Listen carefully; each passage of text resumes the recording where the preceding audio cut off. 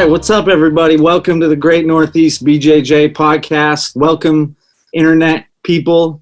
Welcome Kyle Jackson to the room, who's connecting right now.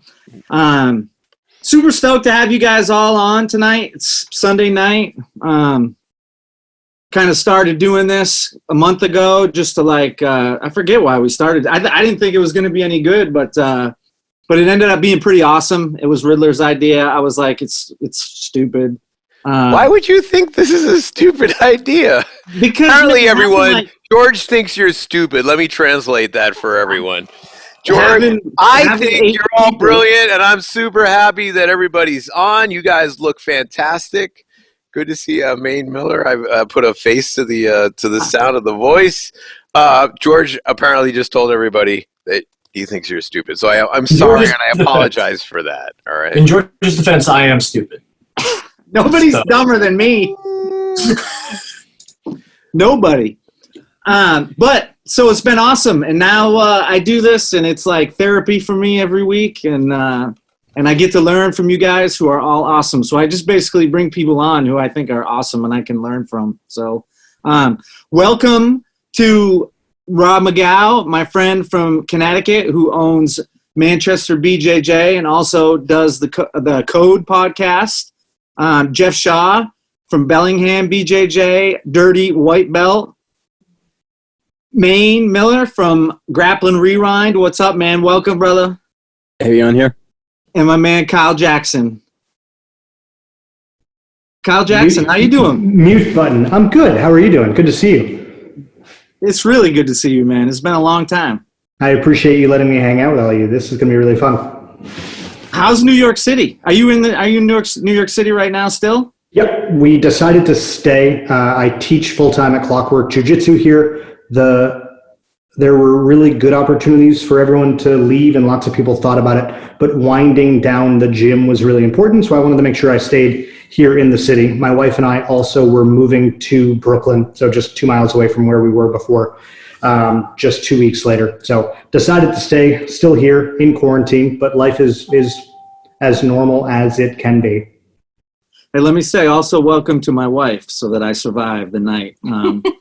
Welcome, Amanda, to the podcast. I would like to welcome you, Amanda, because I'm happy you're on the podcast, and I don't think I need to say that in order to survive the evening. So I'm sure I speak on behalf of the whole group.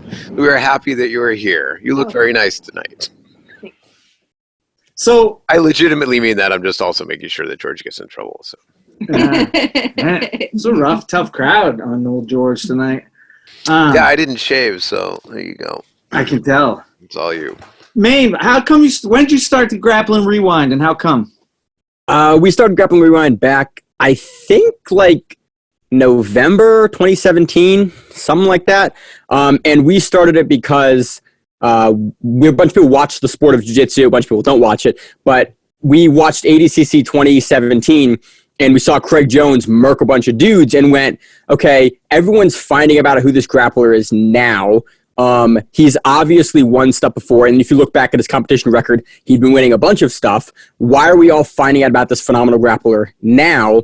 Is there any way that I can follow the sport week to week? And at the time, there was other shows, there was other stuff that was watching jiu-jitsu, but they were doing other things primarily. They weren't just covering professional sport jiu-jitsu. And we went, well, no one else is doing this routinely by a week to week, by event to event basis. Let's start doing it. And that's how this all started. So my friend Rob MAGAO used to put on a tournament that the New England Submission Only Championships. It wasn't just me. It was Brad Wolfson and Greg Wood helped me with it. That's a trifecta of awesomeness putting on that tournament. Yeah, that was we got to bring that back when this is over. I think I was talking to Brad about it a few months ago, and we were kind of up in the air about it. But I think when we get back to training again and everything, a lot of people love that tournament. So I'm going to see if we can bring it back. We got to get Amanda to come out and see if she can beat her record. Oh, man. I'd have to work really hard to get back up to that shape. So that was an hour. So Amanda, so if you don't know about this story, Amanda It's the New England Submission. Was it the New England Submission Challenge? Yeah, New England Submission Challenge. Yep, it was basically 15-minute rounds, submission only, and if it was the finals, there was no time limit at all.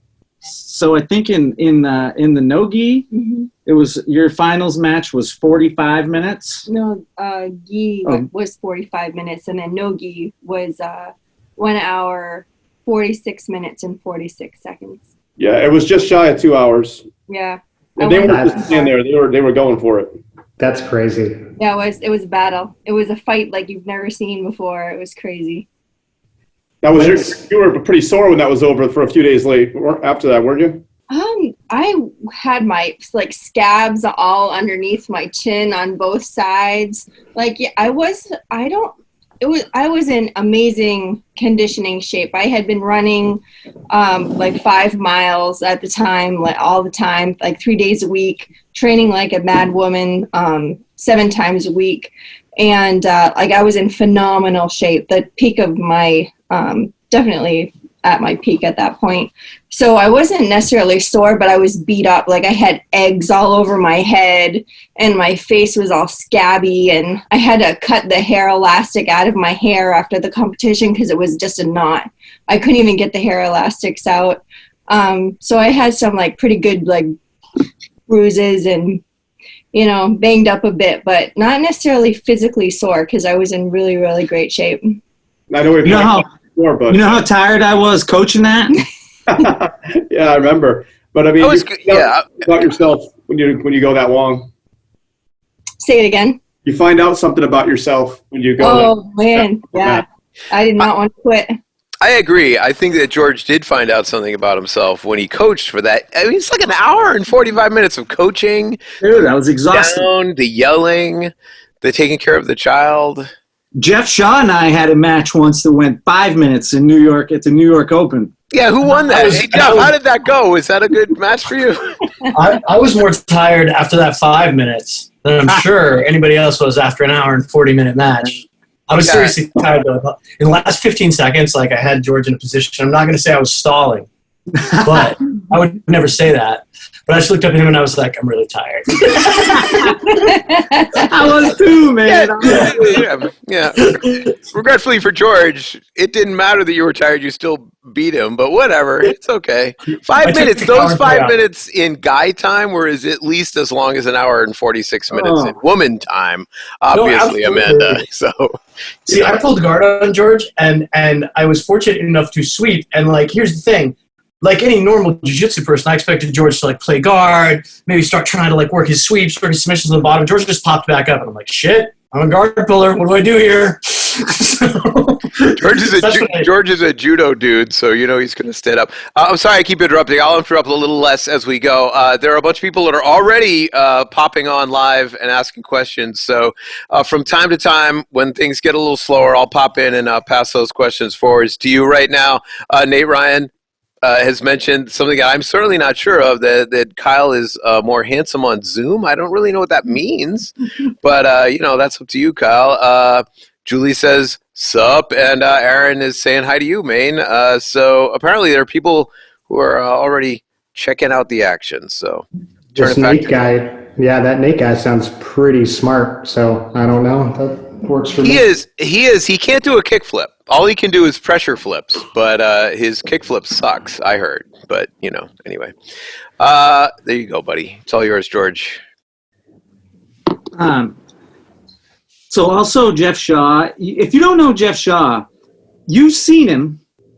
The meme that goes around once every 6 months that's jiu-jitsu people just be sitting around watching a murder or whatever it is. Every time I see it, I think, oh, that's my friend Jeff Shaw there.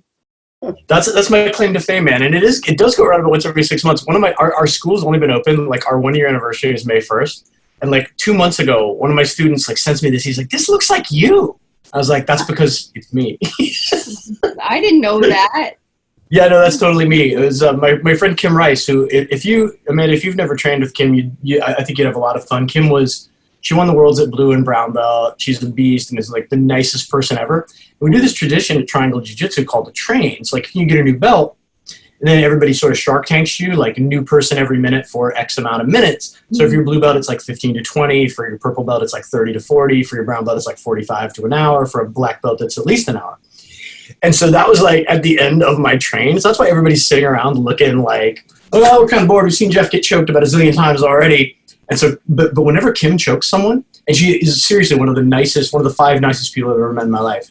But if you ever watch her during matches, when she chokes someone, she gets the war face. And like just the I am trying to eat this person's soul, right? No, exactly, right? Like nice people. And then on the mat, it's like the Patrick Swayze principle, nice until it's time to not be nice. And so that's, Kim and I are dear friends, but like, that's why in that photo, she looks like she's trying to murder me because she's trying to murder me. I love it when students come across stuff that you've done or like videos of you. It's like, hey, is this you interviewing Gordon Ryan at ADCC? Like, yeah, that's me. How did that happen? You explain like what you do outside of as being a coach? Like, oh, you do all this other stuff in jiu-jitsu. Like, yes, I do. Yes, I do. Totally. Like a guy that doesn't know what all of this is. So before we were at the gym we were at now, before we opened our own place, me and my friend David Porter, who I think some of you guys know, was teaching. So Dave and I were teaching at another gym. There was a gym that was not jiu-jitsu focused. They did all kinds of other martial arts. And so they had Keith Krikorian come out for a seminar, who's an awesome grappler, super cool dude. And so Keith meets Dave. It's like, oh, dude, Dave, I have your DVD. I'm a fan. And all these folks that are not jiu-jitsu people, that are like other martial arts folks, are like, how do you know who Dave is? I was like, well, we do other stuff, you know. And Dave also a pretty good grappler. So, yeah, they don't know. They take you for granted. You walk the door and disappear, right? I'm digging that. I'm looking around the group here, and there's 3 people who have a podcast here. Kyle, you don't have a podcast, is that correct? So I am toeing the line. I launched a new idea since we closed the gym last month. I've been running a smaller company called Perfect Roll, which is just an online video review service. And if you will allow me the 30-second pitch from the startup world, which is where I was before I was teaching jiu-jitsu full-time, we think about positive feedback loops and negative feedback loops a lot. And it doesn't mean good or bad. Positive just means like bigger, and negative feedback loops are anything that make a system smaller. And through that, you kind of understand how things grow and shift. And it's really common to recognize that 98% of jiu-jitsu is taught through positive feedback loops. Here's another half guard pass. Here's another idea from here. But there are all kinds of patterns that people pick up over time of just when I'm in half guard, I do this thing. I just grab the back of their neck, and I don't know what I'm doing. It's just something I do every time because I haven't put something else in there. And so it was a video review service of just reviewing either competition roles or really competitive roles in people's gyms. And it was like a private lesson setup. And I have a nice telestrator ability to draw over and just break down footage of try to recognizing those patterns and using that negative feedback loop concept to, instead of doing the same thing that doesn't lead you to the correct spot, think of better options from there. And so since that's the mindset, and then since everything has changed, we publicized it and socialized it and turned it into a Twitch stream that is live every weekday at 6 p.m. So I've got like 50 students of mine that can't go to the gym that just join me on stream, and we talk for an hour or an hour and a half about random jiu-jitsu matches. For people who are only going to get this far through the thing, do the little stack there. So this Twitch stream is called what? It's called Perfect Roll Review. When is it on? Weekdays at 6 p.m. On Twitch? On Twitch. So twitch.tv/Perfect Roll Review. There's a website as well, which is the portal that we were running it through before. But it's been really fun to open it up and just share the style of learning with anyone who wants to join. So we look at a lot of professional matches, but really that lens works the best in that blue, purple, brown range where people are picking up their own rhythms and styles and just recognizing, what's an example? When people armbar from mount, a lot of times a player will put their hip on the mat before they step over the head and they lose all the pressure and the other player rolls up. And if you put your hip on the mat before you step over the head, you will finish the armbar against equal or better people 0% of the time. But it's so tough because when you're learning the technique in class, an instructor is there who can say, don't put your hip on the mat. But if you ever do it live, either someone is screaming at you on the sidewall and it doesn't click, or you just never get the chance to go back and see it. So that's kind of the magic of the system that we've built. It's new. It's only been around a month, but we're having a lot of fun with it. That's cool. It sounds like you, so if I'm understanding correctly, you did this directly with specific people as a service. But to be honest, just like what you're saying, I'm going to validate what you said. I would be as interested in seeing the result of that, if it was okay, obviously, with the person who paid for it in the first place. Because, yeah, I'm like, hey, wait a minute. When I drill, I just throw myself over there, right? Maybe I shouldn't do that. Yeah. That's exactly the mindset. And so it's certainly evolving, but we're looking at a lot of professional matches, and there are a lot of really talented, really intelligent people that are also breaking down Hodger versus Buchecha matches, and that's fantastic. But I think my magic, MAINE, is that one you've done recently, or? Yeah, we specifically talked about. We've talked about a bunch of Buchecha matches recently, but both Hodger matches are on the docket for, depending on how long quarantine goes. We're going to get to that, and we're basically doing some episodes and making some themes for episodes, and that's on the docket for some stuff we're going to talk about recently. Yeah, I'm fascinated with all the different podcasts here, so I definitely want to hear everybody here. But for right now, so that's exciting, Kyle. I mean, it's true. It doesn't feel like something that would translate really well to just plain audio. Like, you kind of have to see what's going on in order to do it. Yeah, and it's I don't have my setup with me, but I just have one of the new Microsoft Surface Pro tablets with the pen, so I can draw over the video, and it's just a different way of sharing information that works really, really well. Yeah, I saw actually a little clip of it. Right, so you have like a telestrator, and you're going in here. So, agreeing with Nate from the internet here that Kyle is now the John Madden of BJJ. I don't know if did Madden actually use the telestrator? I'm sorry, I'm probably the least football guy of all of us. I'm like a fan. I believe Mike Fratello is the czar of the telestrator. I was going to say, I didn't think it was all Madden there. Greg Johnson says, Jeff, you've only met 5 nice people, but I think we're maybe a little late I should have brought that up earlier, but anyway. But after the match, so let me just throw this. After the match of Jeff Shaw versus George Law, won. I like, we're up on the podium, and Jeff gives me the sign. Or Jeff has his like sign or something. I was like, dude, give me the sign. I'll hold it up. And like, I helped him hold up the sign on the podium.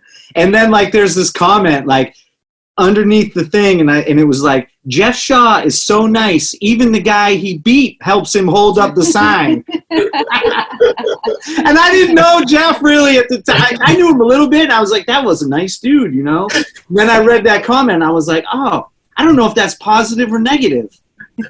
I think that's more about you being nice than me, but I appreciated the thought. We also got to run that back at Black Belt once they have tournaments again, man. All right. Let's do it. Rob MAGAO is just started a podcast recently. Rob had one of my favorite episodes we've ever done on the Great Northeast BJJ podcast. Like, he told stories that were like, blew my mind. And other people have told me that too. They were like, that was the best episode you've ever done. Rob is a law enforcement officer, if you guys don't know. But Rob, tell us about, why'd you start your podcast? And why do you do it with Rich McKeegan? Couldn't you find somebody better to do it with than that? Yeah, I mean, the dude doesn't even like Van Halen. I mean, ew. What's the name of your podcast, Rob? Let's sell something here. Yeah, it's called The Code, and basically where that name comes from is in the martial arts world. I mean, I came up to martial arts since I was a kid, 7, 8 years old, and I'm pushing 48 now, so been through many different styles. And there's like I kind of live kind of like by the Bushido code, so to speak. So what the moniker for our academy is Bushido Jiu-Jitsu Academy, Manchester Brazilian Jiu-Jitsu. And so there's that whole side of it, the martial arts side, but then I also, been a police officer for 23 years, tactical team member for 18. So there's that whole thin blue line code. So I kind of mix the two together, and I have guests on from both worlds, and some of the guests I have on go back and forth between both worlds. So I'll have people that are just cops, I'll have people that are just jiu-jitsu people, and I'll have people that do both. It's a new podcast. Who are some of the people you've had on? Pedro Sauer, my coach, was my first one. And then wow. Start big. And then Keith Owen, Eli Knight, some guys from the Connecticut SWAT Challenge that run the Connecticut SWAT Challenge. Fantastic.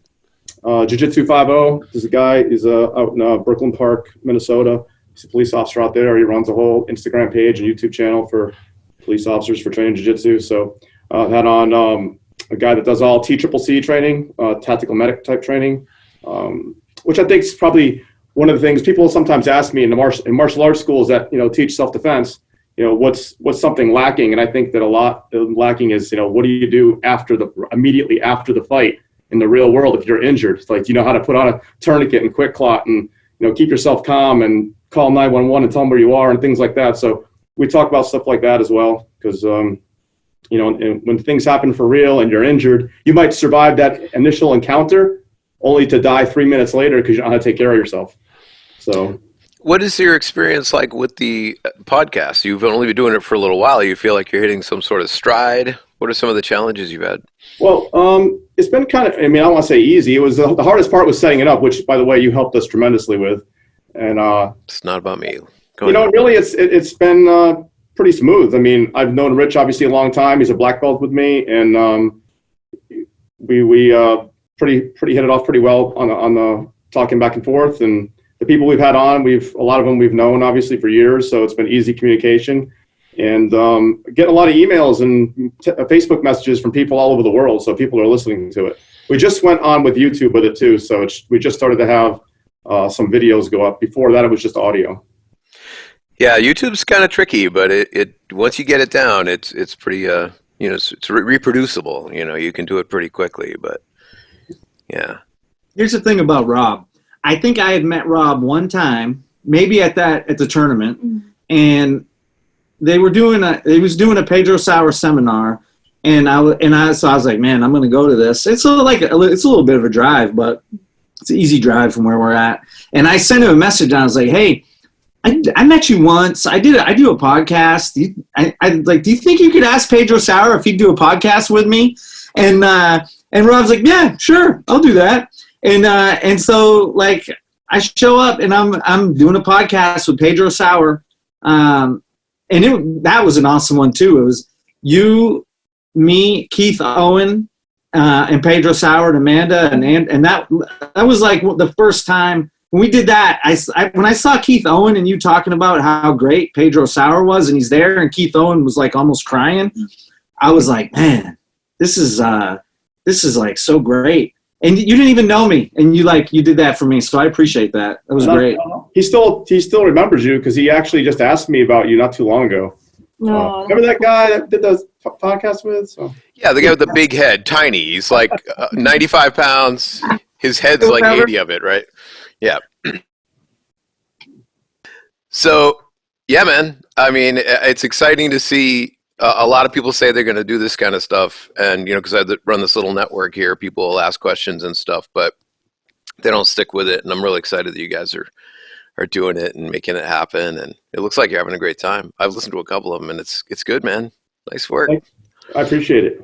And it's awesome. I think, and that was jiu-jitsu has always been to me, or I feel like you could go two ways with it. You could be like, I'm going to hoard it and I'm going to do my thing and F everybody else, or you can be like, I'm going to do something and I'm going to bring people with me and we're going to make this thing awesome and we're all going to be awesome. And luckily I had people that did that to me in the beginning, so I could be like, oh, you could do that. And so I think it's true. We all we can all have podcasts and they can all be awesome and they'll all be about different stuff. It's not like, your podcast is going to take away from his podcast so that was kind of the idea tonight about bringing it. I want to make sure everybody knows, let's all talk about your podcast because it's probably better than ours. It's super sweet. Actually, I don't know who's in what gallery view there, but in my world, that's where MAINE is down there. That's where the pro shit happens, over at the Grappling Rewind there. We'll get to the Bellingham too. That's the dirty white belt too. But MAINE's got the lock on being a super pro here. So I have a couple questions For you, I mean, well, first off, you should probably talk a little bit about, when this whole thing came together. I mean, it's been a while. You got what? I'm looking over here, like 127 episodes. Yep. Every week we put out another episode.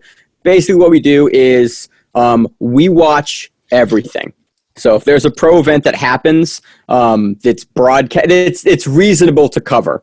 We used to cover stuff that was unreasonable to cover, but now pretty much if there is some sort of results, there is some name or some like high-level grappler that we want to talk about on there, we cover it. So if there's a major event going on that weekend, we talk about it. And every single week there are major events going on. So we'll typically cover between anywhere from like 1 to like 6 different grappling shows that happen that weekend, talk about the results, talk about some technical aspects and things we saw from the high-level grapplers. What are the sort of the storylines going through the current jiu-jitsu community right now of, X, Y, and Z fought this person 6 months ago. We saw them lose by knee bar. We saw them address that problem here. And then, maybe if they meet again, they're in the same division at Worlds. So talk about professional jiu-jitsu sort of as a week-to-week basis. If you want to follow jiu-jitsu, but you don't necessarily want to watch like 8 to 10 hours of tape study a week like our team does, you can do that by listening to our show. So that's really the goal, is being on-ramping to people like white belt, blue belt, even purple belt, looking to get into watching more professional jiu-jitsu. And it's super daunting when you first get into jiu-jitsu, you're learning it yourself and you start practicing it, and then you realize there's this whole professional world out there and there's absolutely no kind of guidance of like, okay, what are the important matches? What are the matches that aren't as important? What are the guys I should be watching? Like, who is interesting? And we sort of act as a guide for that. And that's kind of what our goal is to kind of highlight professional grappling, be a really good jumping off point. If you're going to watch 5 matches that happen this weekend, we'll tell you what matches to watch. I'm interested, for people who haven't, who don't know about your podcast, let's do that little stack. So this is the Grappling Rewind podcast. What's your preferred way of having people listen to or watch your podcast? It's primarily an audio show. We do put out a video show. It comes out the day after the audio show comes out. Typically we record on Monday night. I get the audio version out by midnight Monday, so it's out Tuesday morning. And then by about 8 a.m. to 10 a.m. on Wednesday, the video version will come out. It's just a bunch of guys talking, so there's not a whole lot added in the video. We're primarily an audio show. Typically, iTunes or Spotify is kind of the best places to find us, but we should be on pretty much every podcast platform, and I don't really have a preference where you listen to it. Whatever's easiest for you as a listener, go for it. Right. So you don't have, again, I'm just trying to break this down for someone who's listening. You won't have the rights to rebroadcast on YouTube a lot of, like, for example, IBJJF matches. Yes. Is that true? That's correct. So we don't do a whole lot of video work just because we have a small team. Video work is very time consuming to do, especially with the turnaround time we have for the show. Right. We occasionally do some bonus episodes, and occasionally, like, I have rights from a lot of promoters that I've talked to that have given us rights. Sure. That are cool guys that are nice guys that let us use footage. But generally, anything broadcast on Flow, Fight Pass, pay-per-view, ESPN, anything like that, we don't have any rights to. And so we can talk about those matches, we can have those promoters talk to those promoters, but we can't use any of that match footage, or else there's a lot of copyright issues, takedown issues, demonetization issues that we just don't want to deal with because we don't have rights to that footage. So we can talk about it, and if you want to go watch it, we'll tell you where to do that. But as far as video breakdown of those, we don't have the rights, and I don't want to mess with creative licensing and get into that sort of can of worms. Technically, we could do that, but last year a big swath of stuff came through. BJJ Scout got taken down. A bunch of use got taken down, and if our stuff gets taken down, I don't really have a good channel to get everything back up, so we just don't want to get into that. Yeah, no reason to play with it. I'm sorry. I realize I'm sure other people have questions too. I just wanted to get these all banged out ahead of time. Some of the tech part of this. So so you'd prefer to have people listen to you, like you said, through Apple Podcasts, maybe probably Google Podcasts will probably cover that because they'll pick it up from Apple. Spotify is where a lot of people are listening to podcasts now, so that's probably a good place that you can check out. Spotify, Pandora. We're pretty much everywhere. I mean, I don't think there's any service that is a standard service that we're not on. I kind of make a big deal to get on every new service and to make sure that we're listed so that if you do want to listen to us, there's no barrier to where you can't find us. So we're pretty much everywhere. Right on. So I have a personal question. So this is a really small world. I mean, the grappling, the sort of BJJ, even, around the world, it's a small world, but the internet makes it a small world. You have some strong opinions. You talk about people's stuff. Could you give us, just for fun, these are all just fun, it's like road stories, right? Do you have an example of maybe sometime you met somebody at one of these things and were like, maybe I don't want to talk to that guy, or maybe they call you out or something? I'm not shooting, by the way. I don't have an example. I'm not trying to get you. I'm just guessing, coming from the entertainment world, that there's probably been a few times where it's gotten a little closer comfort. So let's talk about the good stuff. The lion's share of people are super friendly, super approachable, willing to talk to you. We also, whenever we do interviews at location at events, we are super respectful, like when we ask for those people's time. Right. Please, no misunderstanding. You are super professional. And so people who have not heard the podcast don't know what we're talking about. Very professional. I'm saying this more in a collegiate fashion because I'm guessing there's probably a story or two that's funny to listen to. There's been a couple guys that are like, that is a crazy person. Okay. And there's been a couple of people that we've interviewed over the years that the interview hasn't come out, or it was just a really strange interview, or we've had a couple of those that we have that are just like, but we have a lot of like good ones that, okay, we missed the window for the release. So we have good interviews and bad reviews that never came out, but there's definitely a couple of interviews that are like, well, that was a really strange interview. Or you're talking to a guy and there's a language barrier, he doesn't have a translator. And there's some guys that are just like, man, that guy was kind of a dick. But the majority of people that we deal with are super professional, super respectful as well, because the community is really small, and especially the guys that we're interviewing, the women that we're interviewing at these events understand that, and they're usually not going to big dog you and blow you off because they are looking to have content created for them as well and to push their brand. So they kind of understand that we all work in the same world and we're all looking for the same thing. I want to highlight them and their story and talk about what they just did and talk about where they're going. And then I have questions about when can I cover them again? And so those are the sort of questions that we ask, and everyone's usually, for the most part, pretty respectful, but there's been a few guys that have been that are crazy people, definitely. I mean, you take a journalistic approach towards the whole thing, which, obviously, you can see in the podcast. A lot of people are sort of moving into this new promotion 2.0 or 7.0 or whatever kind of vibe where there is no such thing as bad promotion. You get people who are just making up this bullshit about their opponents or whatever, trying to get lines or whatever. Do you find yourself attracted to that, or do you find yourself, how do you handle that? Some of the guys on the team really enjoy that.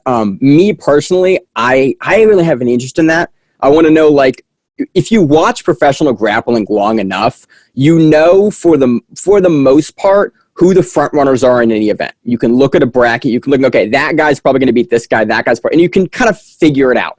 There's a couple matches that are super intriguing, and that's when the drama is much more interesting to me. It's okay, they're 4-4 or they're 1-1, and the last match had this controversy. I'm super curious because both guys have a pathway to victory.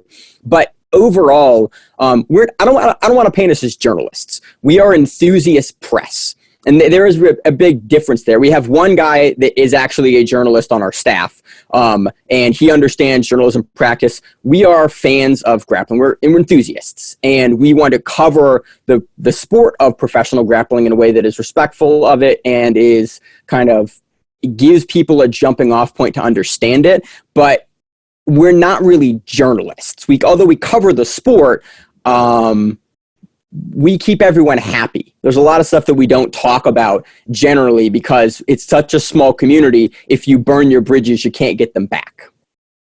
So we're not hard-hitting journalists. Jeff Shaw, you had a remote once and you talked to Hickson, didn't you? I did. I talked to Hickson in person, actually. Yeah. And this is wild. Yeah. So this is wild. Like, Dirty White Belt, I started it when I was a blue belt.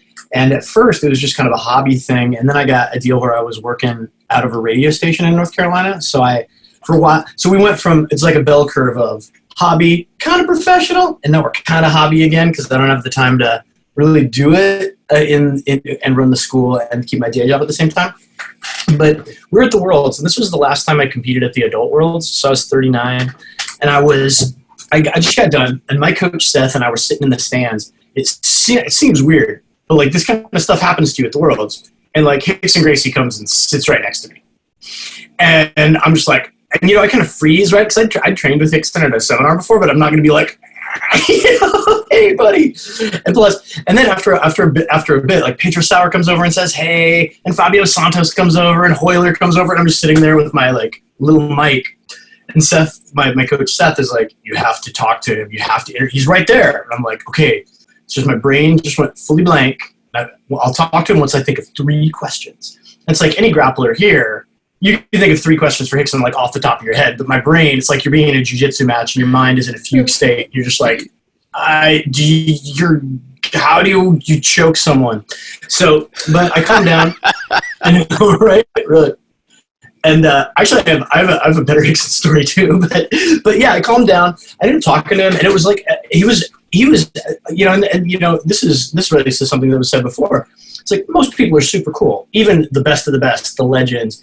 Pedro Sauer is one of the coolest people in the world, right? And he's this legend, is jiu-jitsu royalty. And Eli Knight is awesome. I've never met him personally, but like his YouTube channel is awesome. He's a hoist guy. I was a hoist guy.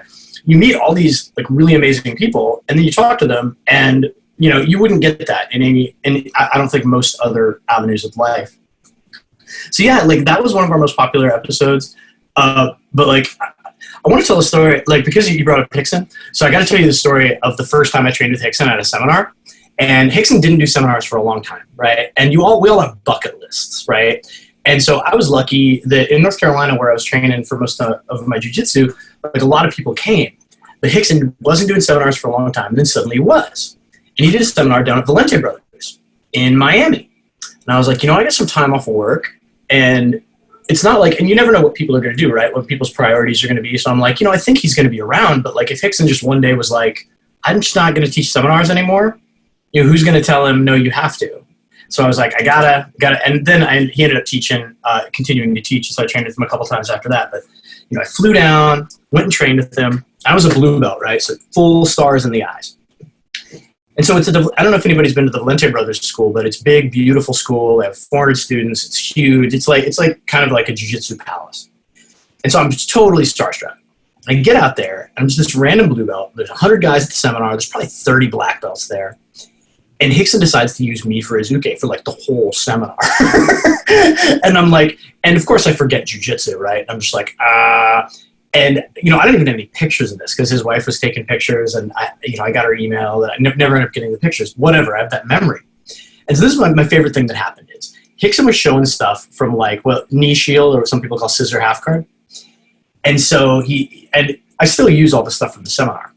And so he's like, and this leg's my control leg, and this leg's my attack leg. And so I can't let him pin my attack leg, or else I'm not going to be able to attack. I'm like, cool. He asks everybody for questions. I'm like, nobody's asking questions. And so I'm like, well, I have a question. He's like, my friend, what is your question? He's like, I struggle if they pin down my attacking leg. And like, I feel like they shut down my guard. What do I do if they just take their hand and pin down my attacking leg? He's like, my friend, do it to me. And I'm like, okay. Sounds like a trap. Exactly, right? And so this is pretty awesome.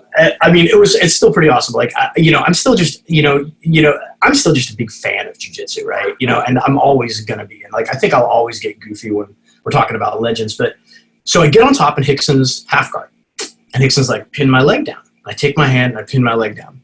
And he slaps me right in the face.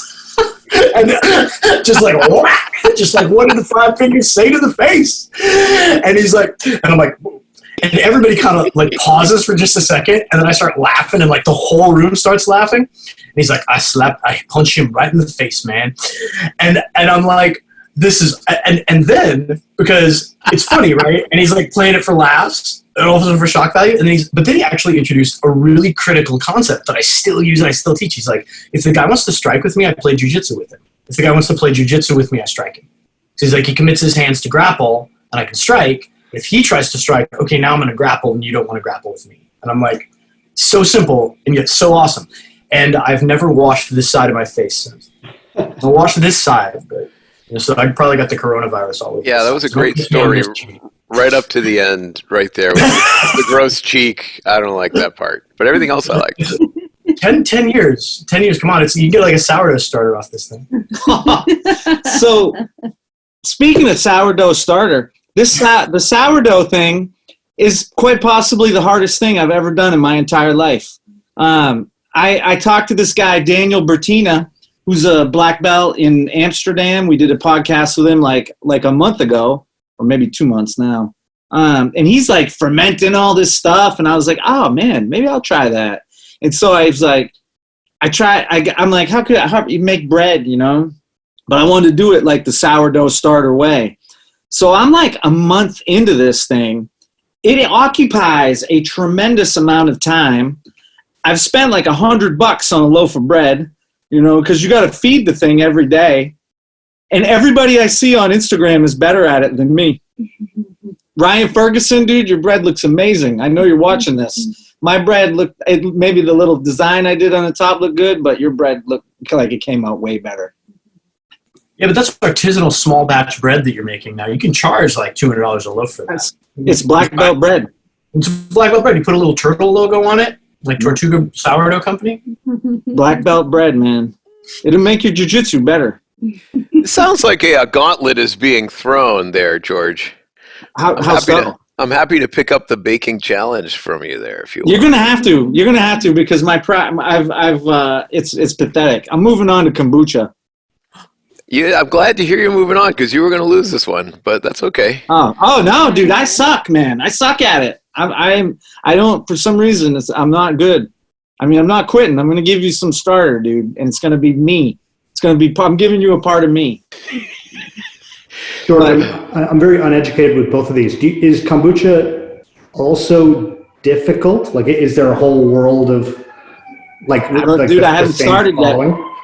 I haven't started yet because I was like, man, I got to do the bread first and then I'll move on to the kombucha. But the bread has whooped my ass. You got to make the yeast it's like the art of making yeast without yeast.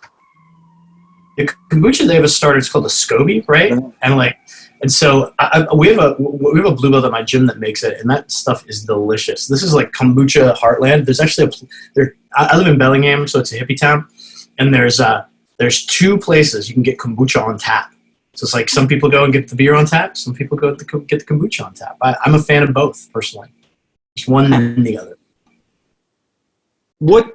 So I'm curious as to what, since this quarantine has happened, I mean, I have done 3 podcasts a week because I'm like, yeah, I got to. And so we got 5 maybe sometimes 5. I drive the Riddler insane. Mm-hmm. We have some great ones coming out. But I would do one every day if I wasn't torturing the Riddler because I love talking about jiu-jitsu so much. But I mean, you know, and it's good that they slow me down because, you know, I don't need to do a podcast every day.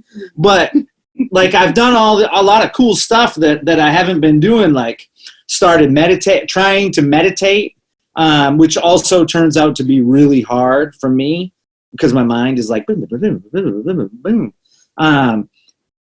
And so I'm curious if any of you other guys have started doing anything that you were like, oh, I'm going to do this someday. And now you've started it, or you guys just all being lazy. So I went back to yoga. I used to, way before I got into jiu-jitsu, I was a hyperactive kid. I probably had ADD undiagnosed. I was the only child of a single mom. And so they didn't have meds, and doctors were expensive. So my mom sent me to the free community yoga place. So I've been doing yoga since I was 6. It's awesome. It's probably saved my life.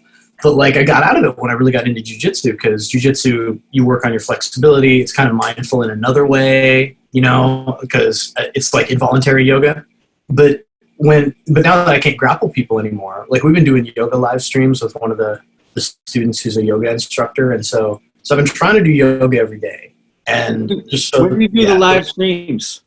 We do it Saturdays at noon our time, so 3 o'clock your time. I'll send you the link if you want to do it. I would love to, man. Yeah, get your Berimbolo game on. I've been trying to I've been throwing a little yoga into the mix too, right? I do these little 15-minute YouTube yoga because it's great, man.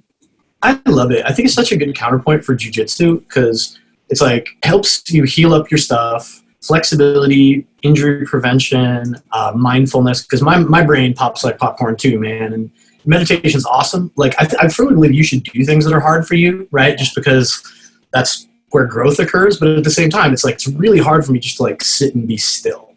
And so yoga, at least my body is suffering, and my mind can focus on that.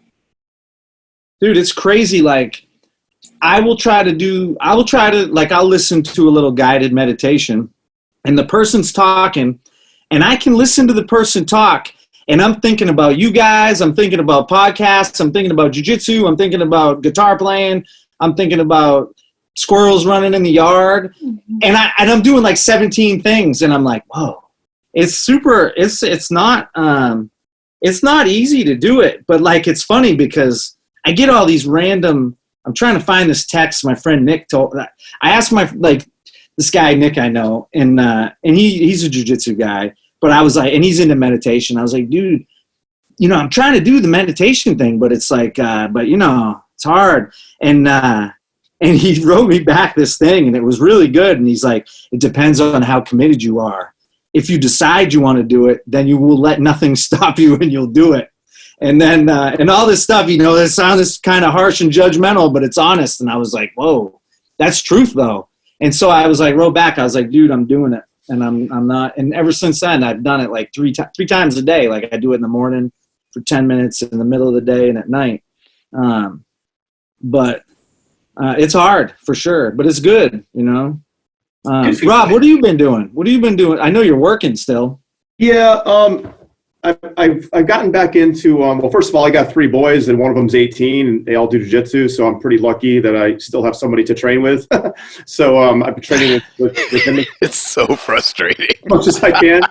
But I went to a seminar years ago with a guy named Rob Orlando. He does strongman stuff, Atlas stones, tires, all that kind of stuff. So I have a lot of that stuff, and I've been going back and doing a lot more of that, kettlebells and axle, like the axle instead of a bar, and Atlas stones, tires, sandbags, all that kind of thing. I like that kind of training, so I've been doing a lot more of that. And trail running, I like to trail run, so put a backpack on and run through the woods and stuff. So just more of that, and Gymnastica Natural, I've been doing some more of that. And in fact, tomorrow night, one of our association black belts, Mike Diaz, I don't know if any of you guys know him, out from Utah area, he's going to do a whole thing for our association on Zoom for Gymnastica Natural. So nice. Just doing that kind of thing. Is that for anybody? I can find out. I know that they released it to all of the Pedro Sauer affiliate schools, and Pedro and I are pretty good friends. Yeah, I'll sneak you in the back door. You can get in there. But yeah, it's supposed to be tomorrow night, I think, 5 o'clock or something like that. I went when I was a white belt. I was in San Diego, and I took. I had been reading the University of Jiu-Jitsu book, and so I was like, I got to train with this guy, and so I'm calling the place, and it was like back and forth. I finally got a private lesson with Saulo, and it was like old school. I walked there in flip-flops, and it took me forever, and it was mind-blowing. But the first thing he did was like 15 minutes of Gymnastica Natural, and I was like, what the hell was that, man? And he gave me the Alvaro Romano's DVD, which was tough to follow, but I loved it. I was like, man, that was so, and that was when I first really truly started to love jiu-jitsu, was training with him. But Kyle, so you're breaking down matches, but are you like cooped up in a little apartment in the city or what? And so we just moved to a bigger apartment. I did the growing old, selling out, but staying in New York City thing. So I live in a Brooklyn neighborhood called Park Slope. The apartment is twice as big. It was logistically difficult moving, but we worked with a really good company that was really comfortable doing it. Everything worked out really well. And then, so the 2 things that we've been focusing on besides setting up the house here is we've been doing a lot of yoga.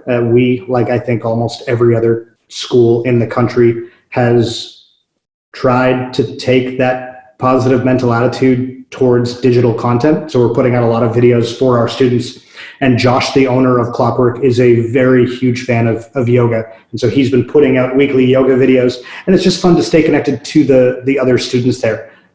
It's fun to just have a social connection, even on something you're doing by yourself. So I'm a bigger player. I think George is the only one on the screen that I've rolled with. But I'm a power passer style guy. I try, if things are going well, I'm not using a lot of flexibility in my A game, but it's crazy to think about how much easier guard retention can be with just 15% added flexibility. So since we're not in the gym, that's my focus physically. And then the other thing is that we just adopted a dog. So yeah, diving into positive reinforcement clicker training, and just I had a dog when I was like 5, and I just turned 36, and now I have a dog named Pickle who's probably laying down in the other room. So that's been my focus. Is Pickle a puppy or an older dog you adopted? He's like 1 or 2. He was a farm stray in South Carolina that they picked up and brought up here with an agency service. So no idea. He's a Labrador Australian cattle dog mix. And he's awesome. Super chill. This is a dog-friendly podcast. So yeah, congratulations. Our protector here is super asleep right now. Nice. There you go. That's Jack the dog. He's super old. So I just bought him I got it online. He hasn't got it. I got him a handle finally because he can't get up on the bed anymore. And I made him a little ramp and stuff. But I'm screwing him. He's getting a handle now. I'm gonna pick him up and drag him around and stuff. But yeah, congratulations. The things we do for our pets. That is it. Well, one of the things you mentioned that just come up a lot on the podcast here between George and I and Jay is that we're all used to being in a room laughing or whatever, but most of the time, at least at Port City, there's a lot of humor going on with a bunch of people on a regular basis, and it is not the same to not be in the same room as a bunch of people laughing or enjoying time together. You can't be on the internet while you're playing jiu-jitsu. You can't be trying to survive while you're thinking about what's on Facebook or anything like that. It's a really interesting mix when you're at class of being completely in a separate place. Everybody's focused in the same direction.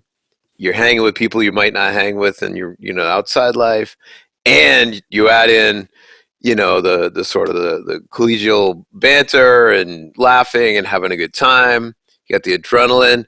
I mean, the thing I like about all this stuff, I know I work by myself most of the time, so I don't really have a problem with that kind of stuff.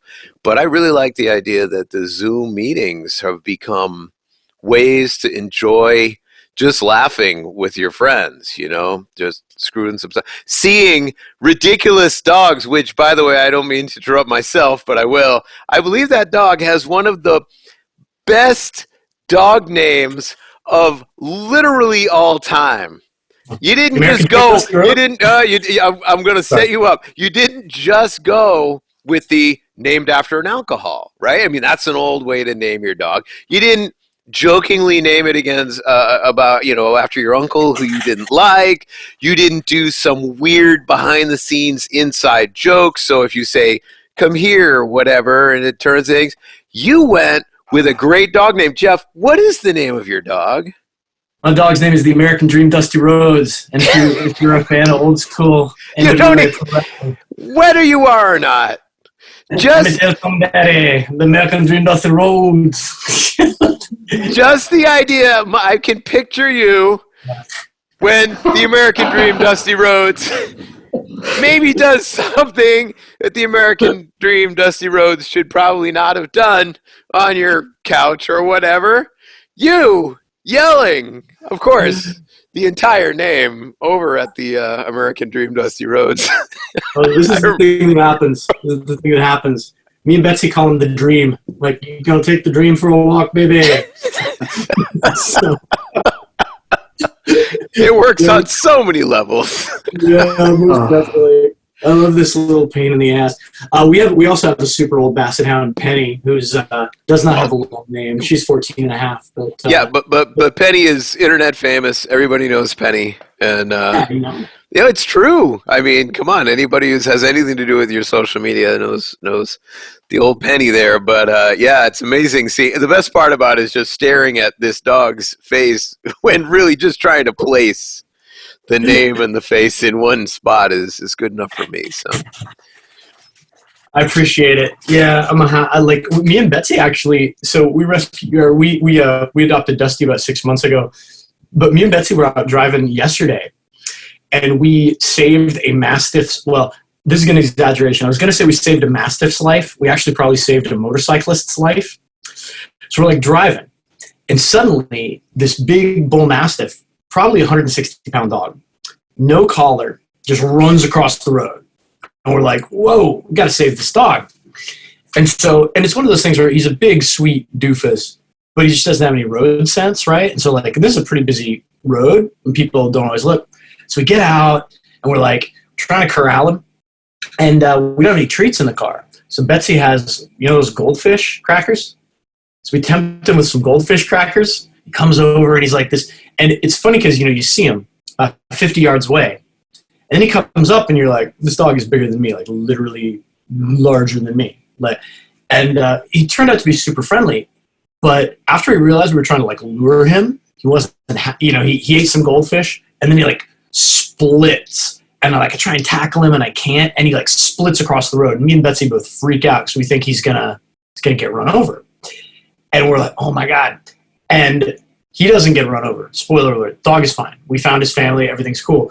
But there was, instead of it being like a car, and, like, honestly, he could probably mess up a Yugo, too, if their Yugo's still around, or like a Hyundai or something. That Hyundai would not have had an easy time with the Mastiff. But he almost runs into this motorcyclist. And I'm just like, and at first I was like, oh, no, I don't want the dog to. Oh, man, the dog would have taken the best of that.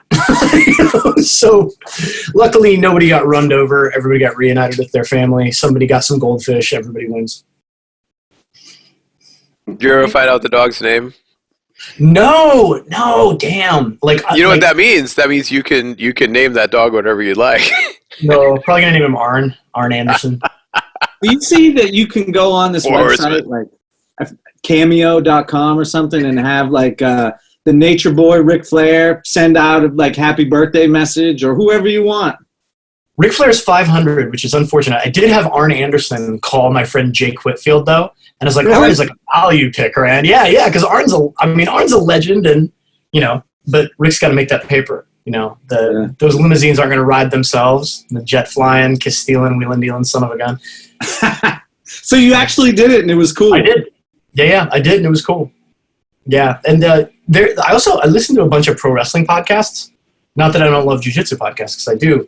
But there's this guy, Bruce Pritchard, who was one of the writers. He played Brother Love, and he was also one of the writers for WWE. And he has this podcast. And if you buy a shirt of the podcast, he will call you. And yeah, and me and Jake Whitfield is this other black belt that I came up with. He was one of my instructors. Like, he's this huge old school wrestling guy. And so I did that, and I had Tony Schiavone call him. Unfortunately, I think got voicemail when Tony Schiavone called him. Which is too bad. Huh? Oh, gotcha. That's super cool. Oh, thanks, man. Yeah, and congrats on the dog too. That's killer. Yeah, I will. I promise by the end of it, I'll wrangle him in here for an appearance. I really like the idea that I love this kind of, guerrilla marketing too. I come from an old sort of rock and roll background and stuff. I like that idea. Like, you buy a t-shirt and then the dude will call you. I think in our situation that I think what we should do is that if you buy one of our podcast t-shirts, we're going to be monetizing this summer, which will be interesting. But if you buy one of ours, it says, George will not call you. What do you think? Do you guys think that's a good idea? Is that okay? We could threaten people like, I got your number. If you don't buy the shirt, I can call you. So it's the other way around. If you just buy the shirt, he won't call. That's good, right? I don't know. You could have like a freemium model. You should, but like block off squares where it's like, okay, if you buy the $30 shirt, George won't call you between 1 a.m. and 5 a.m. But you just want him not to call you at all. How about if you buy 3 shirts, George will not call you for 1 whole year. It's just a giant protection racket. If you don't buy the right stuff, though, we're gonna have Jay call you when he's drunk, like late at night. Yeah, people would like that. So that's true. It would be awesome too, because then you could switch. You could sell the other, where you could sell have Jay call someone of your choice when he's drunk late at night. So like, here's a list of guys you got to call. So I could be way off on this one, Kyle. I don't know how the universe of jiu-jitsu works. Now, did you train with Jay? Yeah, a little bit. So I was living in Boston, 2007. and I was training at Mass BJJ There's the Acton. connection. Got it. And through them, met lots of other people. I am from Portland, Maine originally. I got my black belt from Alexei Picaro, who runs a school up there. Gotcha. So you know Ben Moore, those guys? Ben was at my wedding last year. Yeah, really good friends with him. Fantastic. I apologize to people who are all over Facebook with this. I don't have all my Facebook together, so I should probably know all this. Let me tell you something, though, that's going to change your opinion of Kyle. Mine? Kyle, unfortunately, is the reason that Chris LaFlamme trains with us, I think. Oh, no. Yeah. You know Chris LaFlamme? Chris LaFlamme came because Kyle used to drive down and come train with us at Port City. And guys, I am really for people who know the podcast, I'm really negative towards calling people's names out on the podcast because it almost never works. You know, like they don't expect it, or something can be misunderstood. I really don't like this idea. I will absolutely change that for Chris. With a love LaFlamme. That's LaFlamme. No one likes him. oh, He's a terrible, terrible person. It's just so hard to be around that guy, man. You think I talk a lot? This guy. Oh my goodness! So you and he's know a bass player. I know. I mean, it couldn't get worse. Anyway, so please feel free, Kyle, if you feel like you'd like to, pass along a story about our friend. I guess we can call him that, Chris. Of course. And so I was, I went to university down here in New York City. I've had a on-again, off-again relationship with the city. I will always be a Maine guy. I expect to be back up in the quiet at some point, but for this stage of my life, I'm excited to be here. As soon as I knew, my wife is British, so we were playing the visa game, and then as soon as she was able to move here full time, we came back to New York City, and I just looked around the room and thought who would have the most fun with me handing this person off to them, and it was Port City BJJ. And so that's what we have. My favorite Chris LaFlamme story is someone asked me, and just like what you guys were saying before of the white belts coming up, not understanding the history of not only the sport, not only like watching choke. Everyone has this, we have to watch choke thing, but just being able to come up through the time and figure out the connections and where you want to be. I have realized that I've trained at over 50 gyms around the country and around the world, which is something that I'm really proud of. Oh, American Dream hanging out in the background of that video. That's so cool. And so anyway, the most memorable trip I have, and I've lived in Brazil, I've been all over the world. I was just in Bali training. Chris LaFlamme and I went to my friend Travis Wells' gym in Lewiston, Maine. Okay. And we rode I was holding on to him on the back of his motorcycle. Very romantic. Nice work. I think I brought it up as a joke, and he said yes, and I had never been on a motorcycle before, and it was like 25 degrees, and it was like an hour drive, and it was pitch black, and it was one of the coolest trips I've ever been on. Travis's gym is awesome. We had a great time, and Chris's body kept me warm and alive all the way home. So. That's surprising because, Chris he's taller than me, probably weighs like, 120 pounds. He's incredibly skinny. You could probably wrap your arms around him twice. It's very little strength. I can only think just enough of the wind. Yeah, exactly. That was it. Well, anyway, thank you for indulging me with the LaFlamme. That was a good story. It was worth it. Ben, the beer guy, the beer blogger, active beer geek, he actually a couple of weeks ago sent me a clip of your breakdowns, and I was like, "Oh man, Kyle Jackson, we got." So cool. Awesome. Shout out to Active Beer Geek. Ben certainly knows how the social circles move, so that's really cool. I appreciate all the stuff that Ben puts out for sure. He's the man. Maine, where are you from? Where are you now, and where are you from? So right now I'm living in Baltimore. I grew up in Topsom, Maine. I went to school up at University of Maine. Trained around there with Eduardo. Then I got my blue belt from Eduardo, moved down to Baltimore, and now I train at Baltimore BJJ. I run the John Hopkins Brazilian Jiu-Jitsu program. Nice. And, yeah. What have you been doing now that there's no matches to break down? I know you're breaking down some old ones, but what else? A whole lot of that. Yeah. There's been absolutely, so we used to cover news on this show, and then we go into like, what happened this week? And then we go on to like match breakdown. Then we go on to like, hey, what's happening the following week? It has been a whole lot of, hey, let's just talk about matches that we all really like from like 15 years ago. And so we're on like the month 2 of that right now. Chael Sonnen actually ran Submission Underground for no one a couple weeks ago. So we talked about Craig Jones, Merck, and Kevin Casey. But other than that, it's been a whole lot of like legacy match footage. And actually, that's what I got up on the other screen here. I'm just like looking through the old world championships of like grapplers that we've never got a chance to talk about on the show that people might not know about if you just are getting into jiu-jitsu now. And so it's been a lot of a historical perspective on jiu-jitsu. And it's good because I haven't gone through a lot of this stuff in many, many years. And so it's been fun. Who do you think, all right, now this is going to be for everybody eventually, but who is the greatest gi, no-gi grappler right now and gi and no-gi all time? Okay. Who's that? I vote for Kyle's dog. I seriously just want to call my attention to that. Actually, Maine, you're a professional. Let's all just take a minute because I want to hear your answer, and no one's going to pay attention. All right, so what is the dog's name? Pickle, right? This is Pickle, yeah. Pickle is super happy to be on the podcast. He's a long-time listener. You just step right up there, Pix. There you go. Wow. Not a small dog for 1.5 there. Yeah, he's like 70 pounds. Let's see the foot paw. Let's please. Oh, let's paw it up. Oh, he doesn't want to paw it up. Okay, so not going to get that much bigger, is what you're saying. No. This doesn't have these giant feet still. So. No. All right. He's very, very floppy and awesome. Very good. All right. He's got a much better life now. We are happy. He's pretty happy.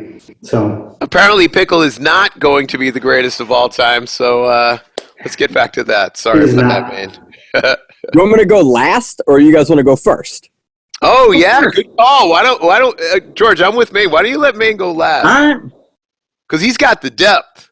Sure. You know, he's got the thought process. Jeff Shaw, you're first. Sweet. So I got opinions. Let me go gi, no gi, and overall. So my gi list, it's got to be Hodger. You know, and I know it's in the easy thing, but won the most worlds, submitted everybody at black belt, unbelievable, all around, one of the greats. Bruno Malfacini. You know, Bruno gets forgotten because he didn't do absolute, but you know, small dude. But you know, if you look at the world championships and the way that, you know, the quality of competition that he's beaten, I think Bruno has to be in the conversation. I think the third on my own particular all around is Marcelo, who is my no-gi pick. So those are my sort of three that I think are in the conversation for greatest of all time all around. You know, so I would pick, if push come to shove, I would pick Hodger in the gi, which I know, and thank you for letting me go first so I can say Hodger. But no-gi, I think Marcelo is the GOAT.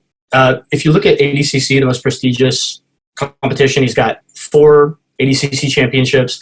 He's talking about doing ADCC again after 40, which is unbelievable. And and I think everybody would and should root for Marcelo, as is just and right. Like so Hodger in the gi, Marcelo no gi. I will say this: 2 other names that I want to just throw out. Like, my favorite grappler of all time is Rafael Mendez, and I think, you know, he quit in his prime essentially, which I think was the right decision for him to continue running the school with he and gi. But like, I think had he not existed, we would be talking about maybe Cobrinha as the greatest of all time, because Cobrinha could conceivably have had 11 or 12 world championships had Hoffa not existed. And if Hoffa just kept winning world championships with beautiful jiu-jitsu, you know, I think Hoffa would be in that conversation. But I don't think you can consider him just because, like, at his peak, quality, unsurpassed, I think. But in terms of like depth and like length of resume, it's not long enough. The last name I want to throw out, because, you know, everybody talks about Gordon no-gi, and like people get into debates now about like, has Gordon surpassed Marcelo and such. My perspective, honestly, man, I think the best pound for pound no-gi grappler in the world is JT Torres. You know, if I'm not mistaken, JT has not lost a match no-gi since 2015. And it's to a certain extent apples to oranges comparing JT to Gordon. But if you look at the quality of competition that JT, he's won ADCC twice. He's still in his prime. He might win in another 2 or 3 times. And if he wins, and we're talking in 2023 about JT not losing a no-gi match for 8 years, unbelievable. So I think I've talked long enough. Also, mad props to the dog. I don't know. I want to know that dog's name too. Yeah. Before we go on, we gotta let's play the game here. So, Maine, who was that? That's Bandit. Bandit. There's a great dog name. Once again, good dog, Bandit. Well done. Nice work. Now, so let me ask you this though before we move on, because Marcelo is my guy, and JT Torres is blows my mind. Like, he's so good. But what if we throw MMA into like that equation? I feel like you're just going by like gi competition. What if MMA is a criteria? Does it change anything? I'm gonna go on this one. Go ahead. Oh yeah. Well, so if you consider MMA, I think it has to be Damian Maia, just in terms of all around jiu-jitsu. Verdum. I mean, Verdum's certainly in that conversation, right? And I think because Verdum has the 2 world championships, and you can make a solid argument based on who Verdum's beat that he is the greatest heavyweight ever by the numbers. Mm-hmm. Yeah, and I would never and honestly, I wouldn't dispute that. And this is the thing, like, it's really fun to talk about who the best is, right? And so we can like have our different criteria and stuff.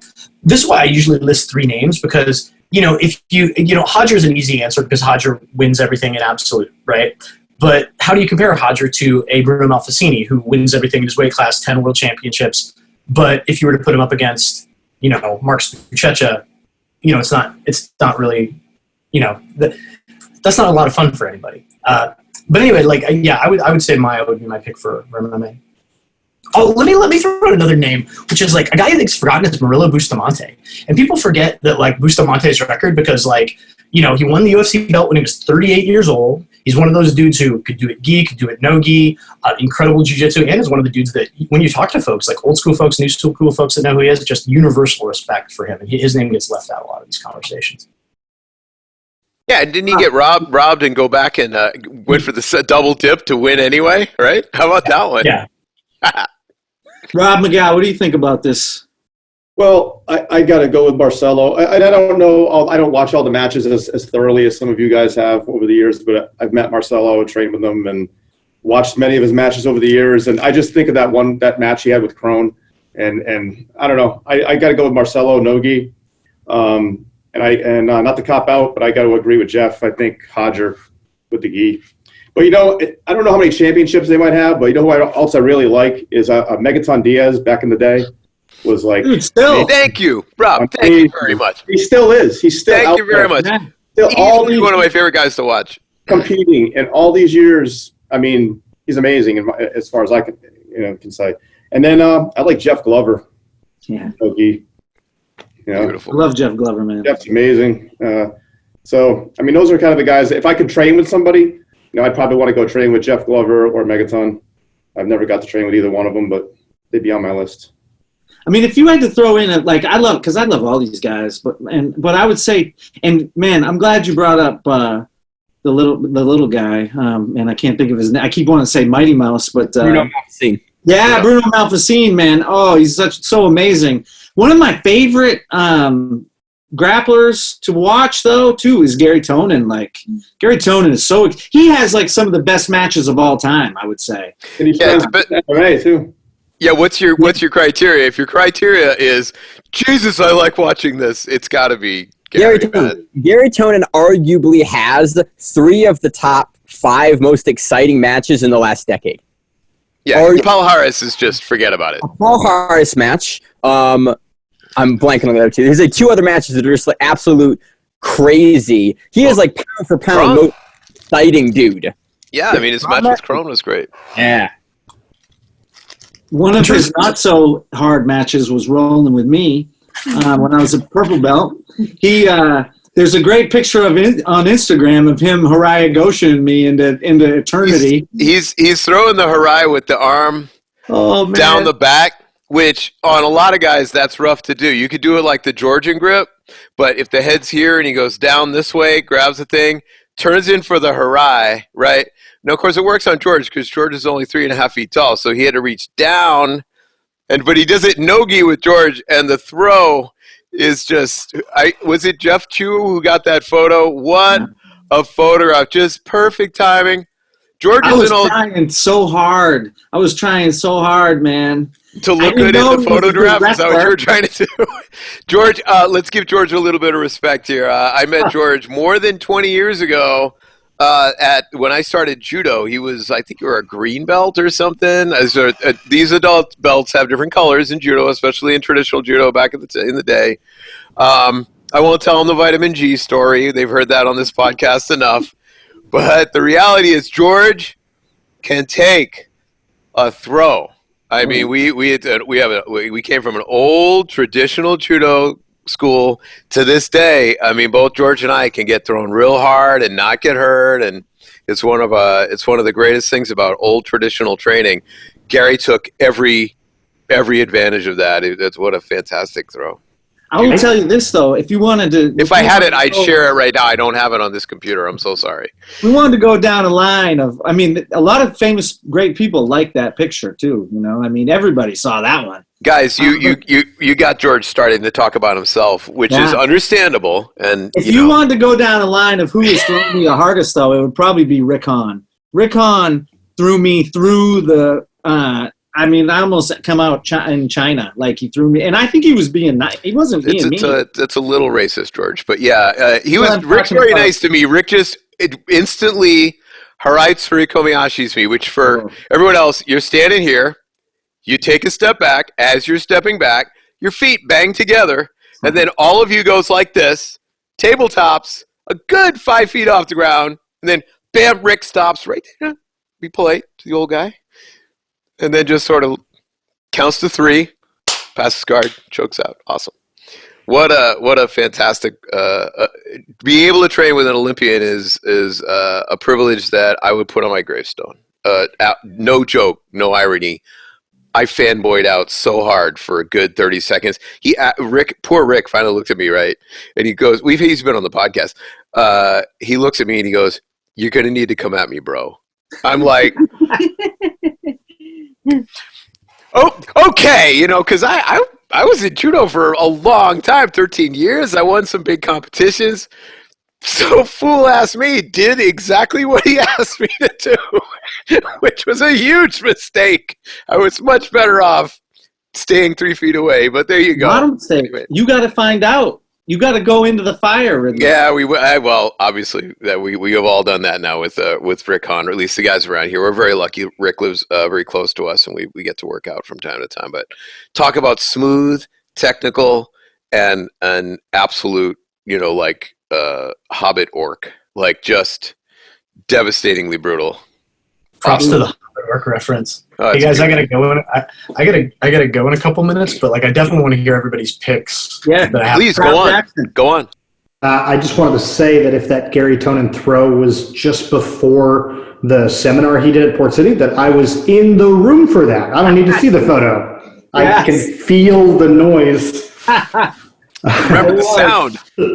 And George did land very nicely. He can certainly take a throw. I don't, even though I do enjoy helping students break down their own film, I think it's something that helps everyone tremendously when you get over that hump of being able to understand that it's not just the best people that are worth, because JT Torres never puts his hip on the mat, you know, but just, I don't watch enough stuff to feel like I have a strong opinion of who the best of all time are. The only thing I want to add is that I really like that we mentioned Rafa Mendez's name, because I remember the feeling of when he was in for Worlds. It wasn't inevitable. It was just, it felt like the marginal difference between him and everyone else in that room was just measurable in a way that is rare. And when I think of that emotion, so I'm going to do the classic thing of changing the question so that I don't have to pin down an answer.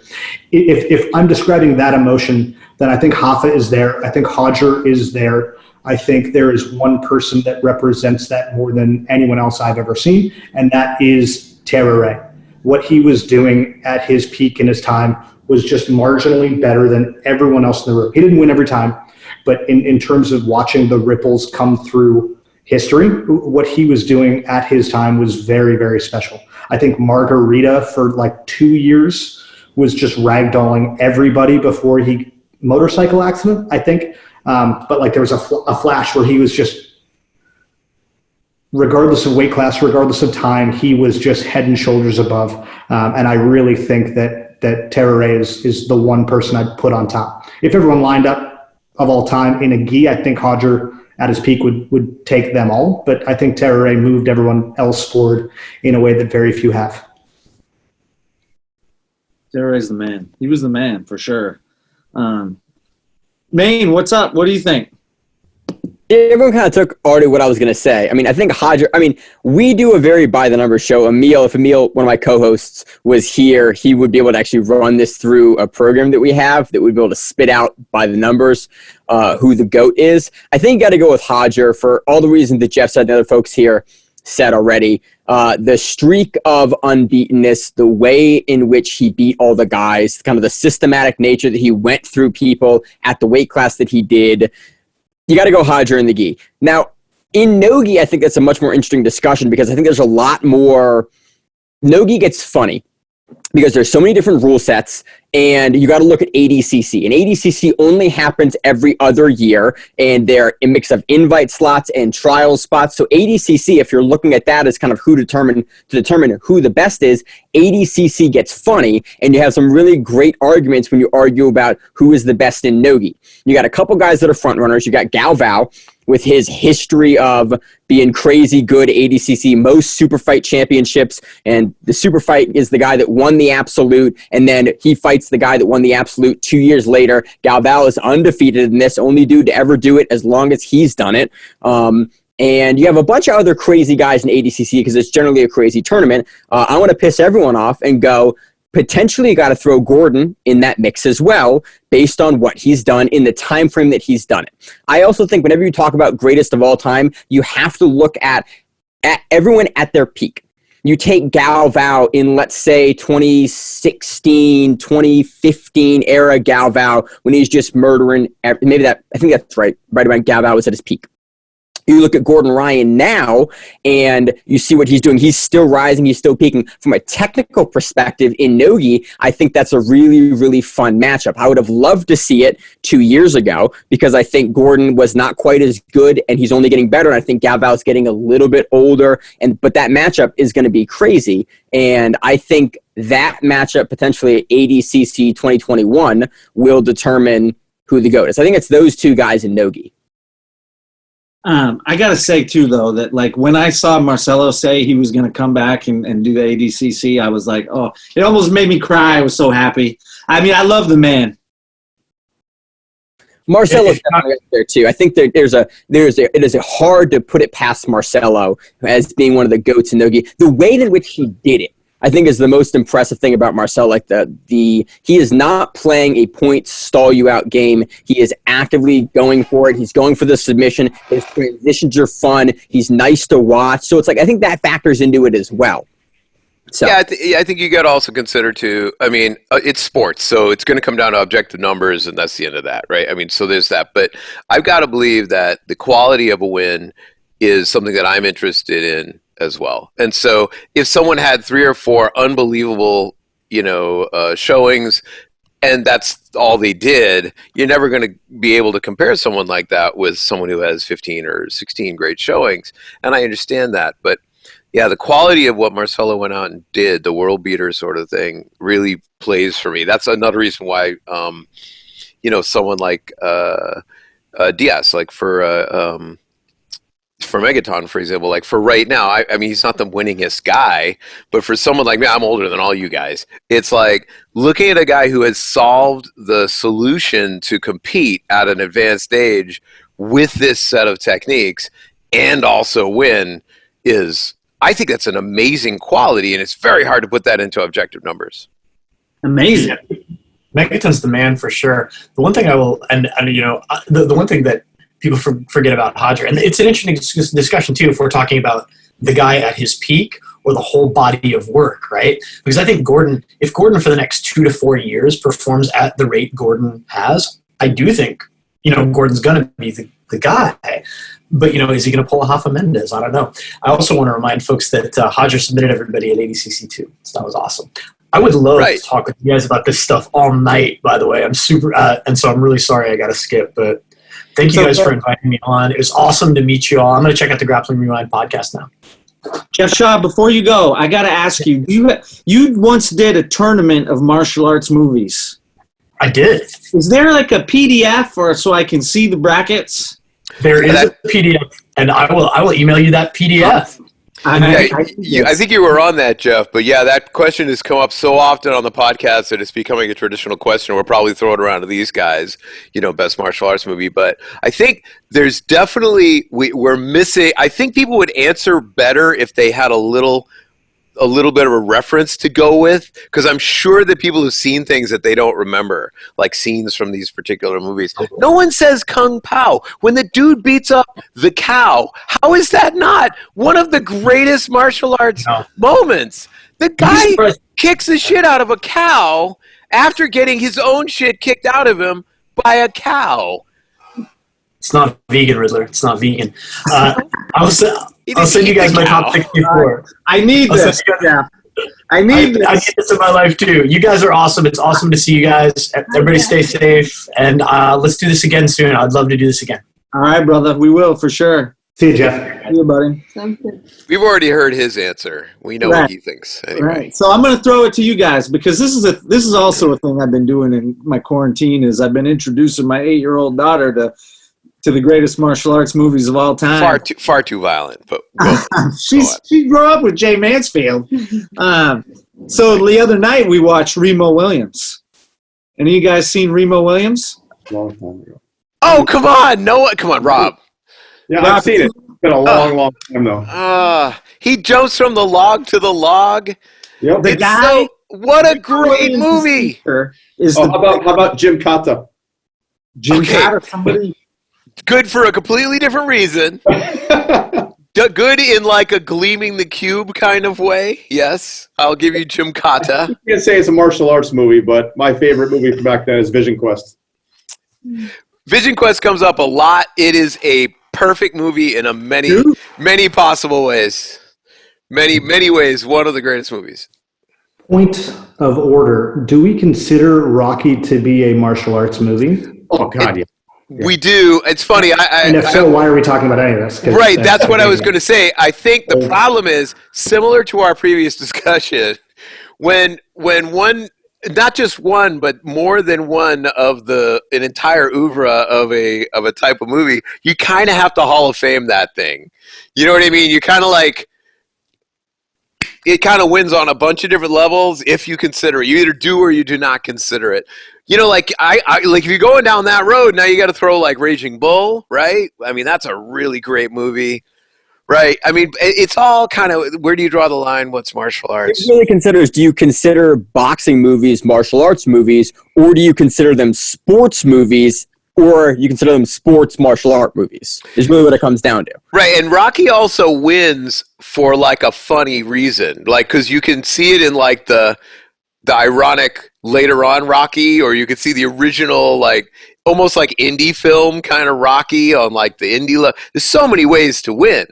Plus you get Stallone, you get all that kind of stuff. But so anyway, I vote to just sort of Hall of Fame the whole Rocky thing and take it out of the. So to throw this in there, do you all consider The Matrix a martial arts movie? Absolutely. This has come up twice, I think, so far as answers. This one, I'm sorry, I think Jay and George and I disagree on this one. I say yes. I say yes. Okay. I think so, yeah. I mean, but how about this? He's not here. Yeah, well, it's Jay definitely says no.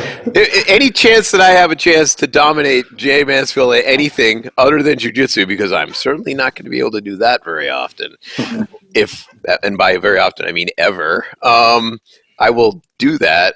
No, I think the problem with The Matrix is the guy cheated. he didn't really learn the shit. He just took he got it all in like a pill form, you know. He kind of had it injected. So I think that's kind of cheating. So I'm going to say no on the Matrix on that one. I dislike it. The original John Wick. Oh, Yeah, I mean, yeah. Again, I think it's possible that given time that one's going to get Hall of Famed too, huh? Especially with all the intertwining of gunfighting too. Yeah. Really good. So how about that? So Rob, does gunplay become part of martial arts? It's an extension of the body.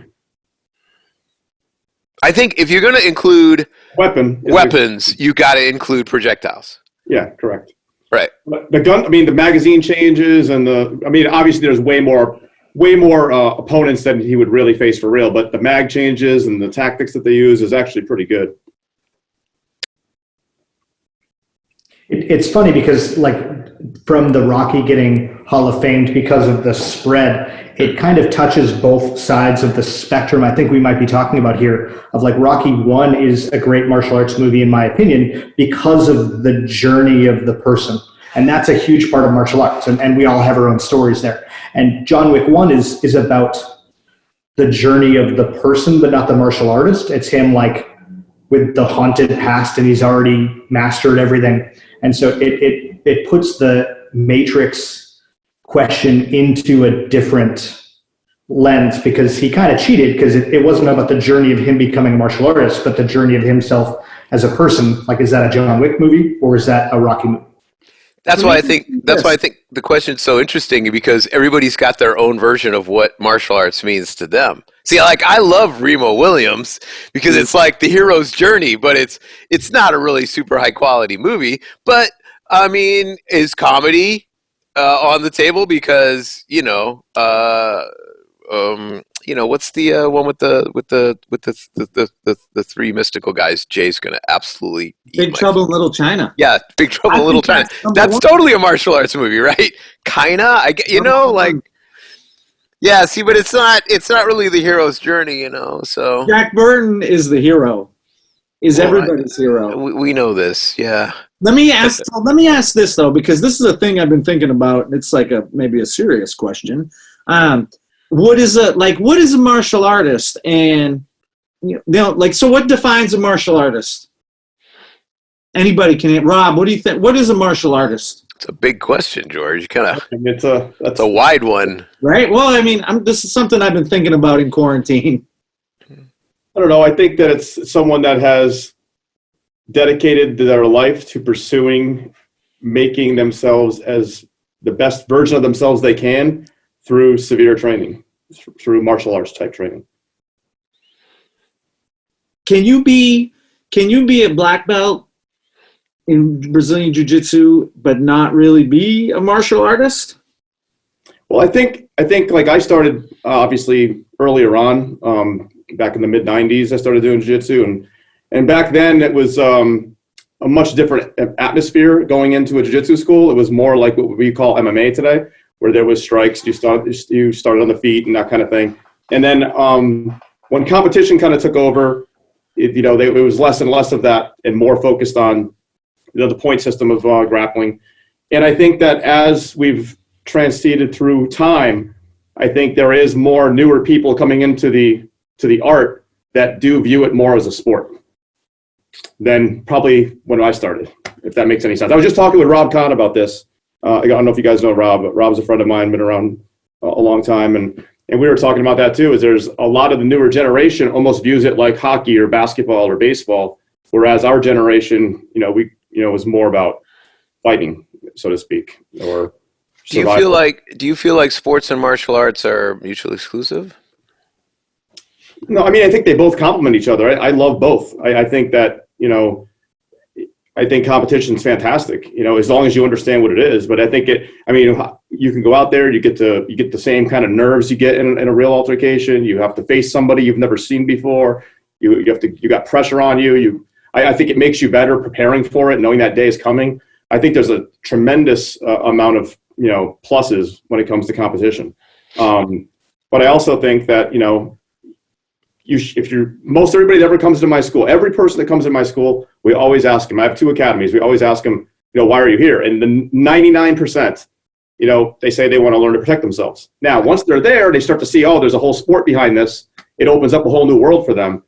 But I've never had somebody walk in. We did have one person. We had one person walk in and say that they're there because they want to compete and win the worlds. It's typically they come for other reasons, and then they find the sport later, if that makes sense.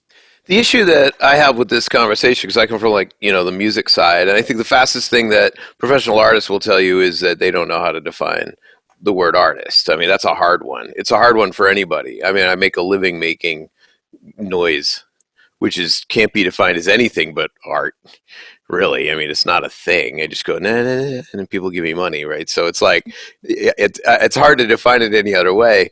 But the problem with this, this is an old conversation for me. The problem I have with this conversation, and I'll throw it back to you, George, which is, where does being well-rounded and actually being able to actually protect yourself come into this? In other words, is an excellent boxer not a martial artist, because if you take them down, they can't protect themselves?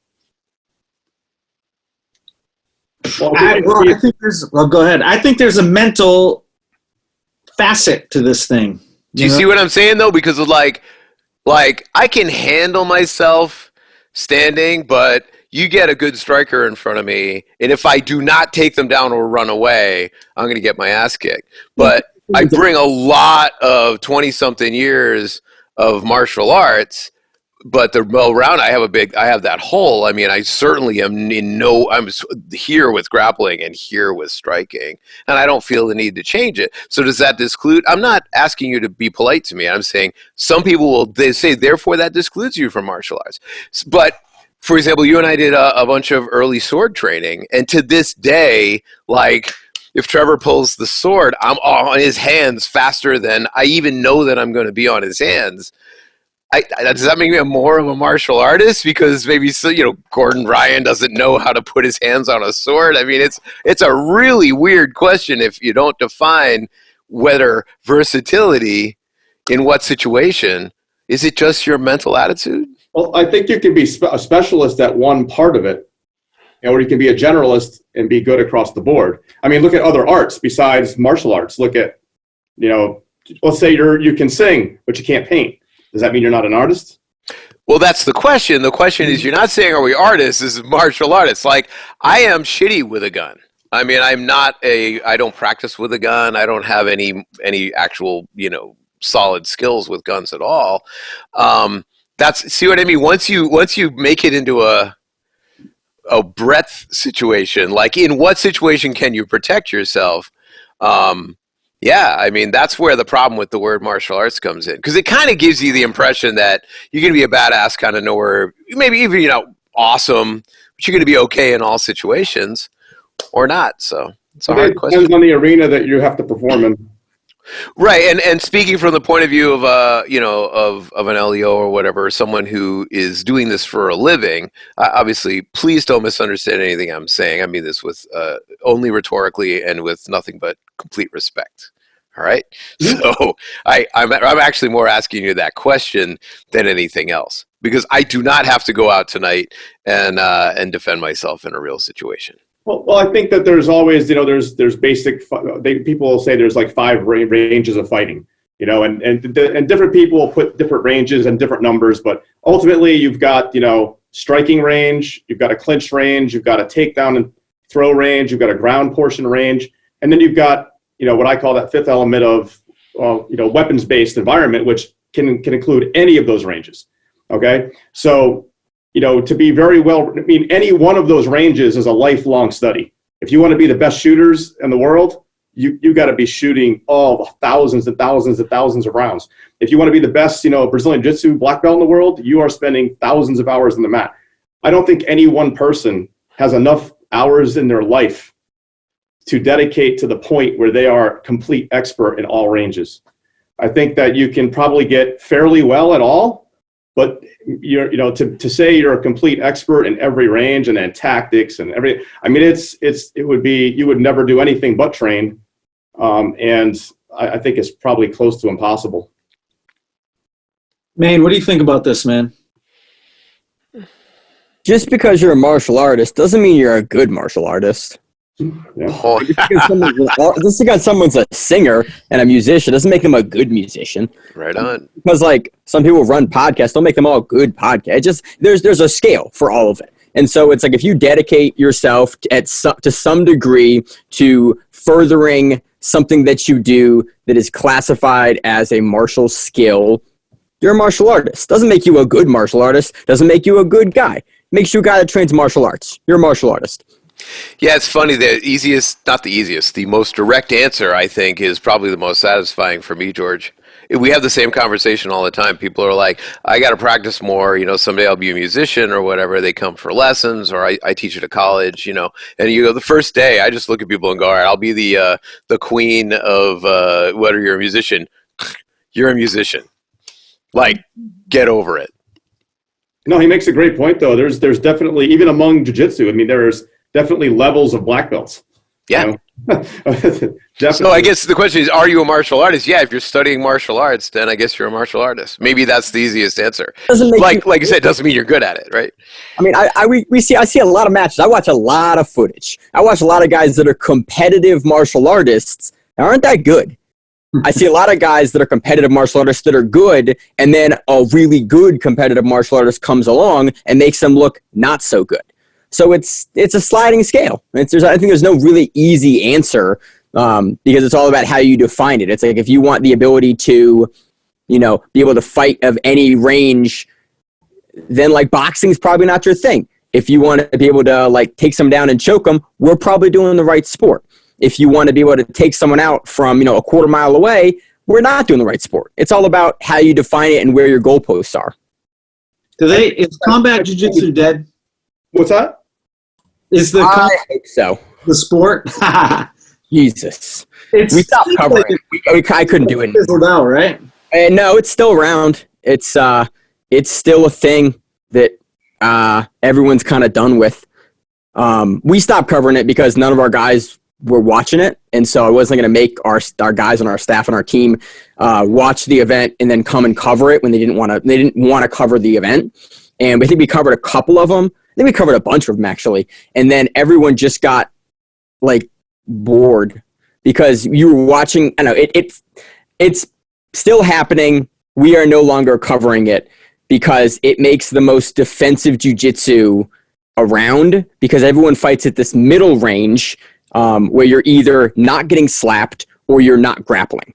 For people who are listening who don't know what we're talking about, combat jiu-jitsu in a nutshell is a different set of rules set where it's basically jiu-jitsu that you would sort of watch no-gi jiu-jitsu, including slaps. There are certain other specific parts to the rules, but basically you can slap the shit out of people as long as you're on the ground and all that kind of stuff. So it's supposed to make, I guess the idea was, maybe you can characterize it was supposed to make it a little more violent or something, I guess. Kind of. It was supposed to make it more exciting, really, what Pablo was trying to do with it, sort of, and what I've heard from a couple people was make it an entry point into MMA for guys, for grapplers that were looking to get into MMA that didn't want to go the straight jumping into MMA route. It adds strikes, there's finishes, it's more exciting, it sort of gives them an on-ramp.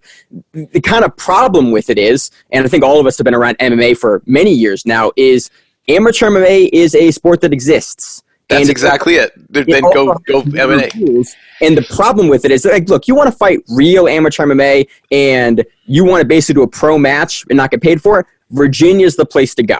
Like elbows, knees to the head, all of it, you're legal, you're good to go. You want to play a much nicer rule set, you're going to go to PA. Or, where there's shin guards and there's a novice amateur rule set. There's a sliding scale. Combat jiu-jitsu is an even more neuter rule set to that, and it sort of has a bunch of failings because you can't really do real damage most of the time with strikes unless you're significantly better than the guy you're fighting, in which case you can, but then you probably could have submitted them anyway. Or it kind of fails in what it was aiming to do, which is make jiu-jitsu more exciting, and it just made jiu-jitsu more boring to watch. Well, I feel like there was a little bit of an element of a troll there too, where a lot of people are going, well, you can't do heel hooks in MMA because you're going to get punched in the face. And I think it was almost like, we're daring you to see here. Look at this. See, now when you put this, all your fancy little rolling shit isn't going to work, but it still fucking works. The proof is already in MMA. At least for me, I wasn't attracted to it because you're like, yeah, well, look at someone who's great at it. Look at Damian Maia. I've seen him do stuff in MMA. I've seen him get shinned in the face and knocked out. Right. I've also seen him be magical and enter in the legs and rip guys' legs off. Like, I've seen him do both. And if you watch, and combat jiu-jitsu is really interesting if you are just getting into grappling and you haven't watched enough of it to really understand where it works really well and where it breaks down. Once you've kind of figured that out as a viewer, I had much less interest in it because it takes away a lot of what makes professional grappling really fun to watch, which is some dude doing an Imanari roll to your legs. And it takes away guys willing to do the flash subs and willing to do the risky moves because they don't want to get palmed in the face. And so now you take away the piece that was the really fun piece and that carrot on the stick of professional grappling, and now you get a bunch of matches where, okay, I'm not going to let you slap me and you're not going to let me slap you, so we're in this middle ground of the guard, and then we're in the far range of the guard where I'm not going to let you slap me and you're not going to let me slap you, but you can't really pass my guard because you're not good enough, but you can't really slap me. So then we're going to overtime, which everyone loves to watch. Yeah, and it just kind of breaks down. It's funny. I heard Hinger, and again, if you know this better than me, you should please take it from me. Describe how if you want to just fast forward 5 years, 10 years into EBI rules, he goes, bottom line, and the way the rules work is if I'm on the bottom, I am no steps to subs, to like 5 or 6 subs right here, if you're in my guard. And if I'm on you, in order to I have like 3 steps to most subs. Obviously, you can, fuck it, I'll take a heel hook, but you're going to have to pass, you're going to have to get position, you're going to have to find the sub, you're going to go get the sub. He goes, so logically, if we're going to take this as a professional sport, everybody needs to sit down. You can't stand up. There's no reason to stand up and try to pass because you're absolutely putting yourself at a disadvantage unless you go to overtime, which means you have 2 situations. 1, we're going to fuck around until we go to overtime, or 2, we're going to both sit down. He goes, so that's the problem with the rule set. And I remember thinking, wow, well, you're not going to get invited anymore, but I can't really argue with that. Do you think I'm crazy going along with him on that one? No, I mean, look, Hinger, for everything Hinger does, Hinger's a smart dude. Keenan's a smart dude, and they run a podcast that's really fun to watch because both of them are super high-level competitors with a lot of wins against a lot of guys who are also really, really good. They're also both smart guys and typically go into rules understanding the rules, which you would be sort of surprised how often that is not the case. How many grapplers I've talked to that win events that didn't know the rules going into it. I'm like, that's a very strange hard for me to understand, as a coach. Keenan, Hinger, Gordon, Galvao, all those guys are guys that are pretty well known for knowing the rules and understanding what you can and can't do very well, and game planning specifically towards the rules and the best pathway to victory. Why wouldn't you? I mean, you're not there to lose, you're there to win. I agree, though. Guys that compete in the IBJJF that don't know the IBJJF rules. I understand, yes. Because it's hard. It's not hard, it's boring. And a lot of guys that train jiu-jitsu want to train jiu-jitsu. They don't want to read the rules, look at how it plays, and look, okay, can do this here, and this means I'm going to get points. You see black belts at the World Championship every single year arguing with the ref over something, and it's not because they're trying to pull a fast one. It's because they just didn't understand exactly what they did resulted in this outcome. Right. And it typically is not that the highest guy is at the highest level, but there's a lot of guys that get really far that don't know their rules well. So back to your original point, Hinger understands sort of where it goes. And that's why I like the ADCC style rule set. I don't say the Third Coast style rule set, because you have to give a point structure. Like every sport has a point structure. There are very few sports that have any sort of viewership that don't have some sort of pathway for the viewers to understand who's winning. Points in our sport are a very easy way to do that. You can, if you explain the points, you can follow. Like everyone's like, oh, grappling's too complicated. American football is super complicated. I've argued this so many times. And I know a bunch of drunk dudes on Sunday that can quote you exact things and years that specific rule changes for how you could touch a certain player at a certain location on the field changed. If those guys can follow it, people can follow our sport too. The problem is there's a lot of pieces in our sport that aren't exciting because we don't have aggressive stalling rules and a bunch of other rules that go along with that. But understanding your rules in the EBI format, there are no points. So if you don't get a submission, you go to overtime. You either get really good at overtime, and usually a really specific thing of overtime. You see guys that are typically either back control guys or arm guys. And everyone pretty much has gone, oh, the back is way easier to hold because I could win by either holding you or submitting you. So I can do that easily in the back position. And then on the third overtime, they're going to go to the arm because if they're down, they need to get the sub. So Right. you've wasted 10 minutes, waiting for the back, or 2 minutes, depending on what round it is. And guys play to the rules. It's not the fault of the athletes to play to the rules because it's the athlete's job to win. It's not the athlete's job to be exciting, which is kind of why I appreciate Hanger, because Hanger gets that he's Right. going to be exciting. That's why he went for the flying armbar on Kasai and almost knocked himself out, because he gets to be called back to events. You have to be exciting. That's why I love Wagner Hosha. That's why I love Gary Tonin.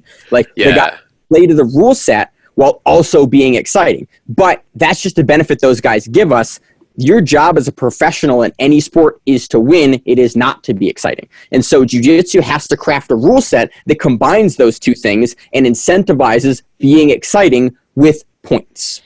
Well, we also know that, even at my level, even at my lower, certainly than you guys' level, I mean, the feeling of what it's like, the same technique, 3 different guys, 3 different levels, the feeling of what's happening is where a lot of the excitement happens. It's very hard to translate that into what you're watching unless you are excellent. So that brings back to that whole thing, which I guess you probably could speak to as well as anyone, which is how many of the people that are watching this really don't know what's going on?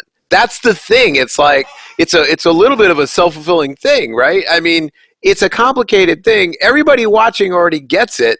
So we're trying to make it more exciting for the person that doesn't get it or whatever. You're like, the big problem is a lot more than a little. Most sports that you don't understand are really difficult to understand unless you have someone explain them.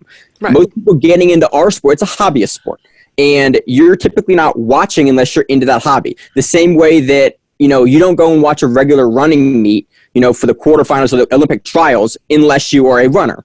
You watch the Olympics, you'll watch ADCC, you'll watch, the 100-meter dash with Usain Bolt in the finals of the Olympics, but I'm not going to watch all the trial heats because I'm not a runner. I'm not into that.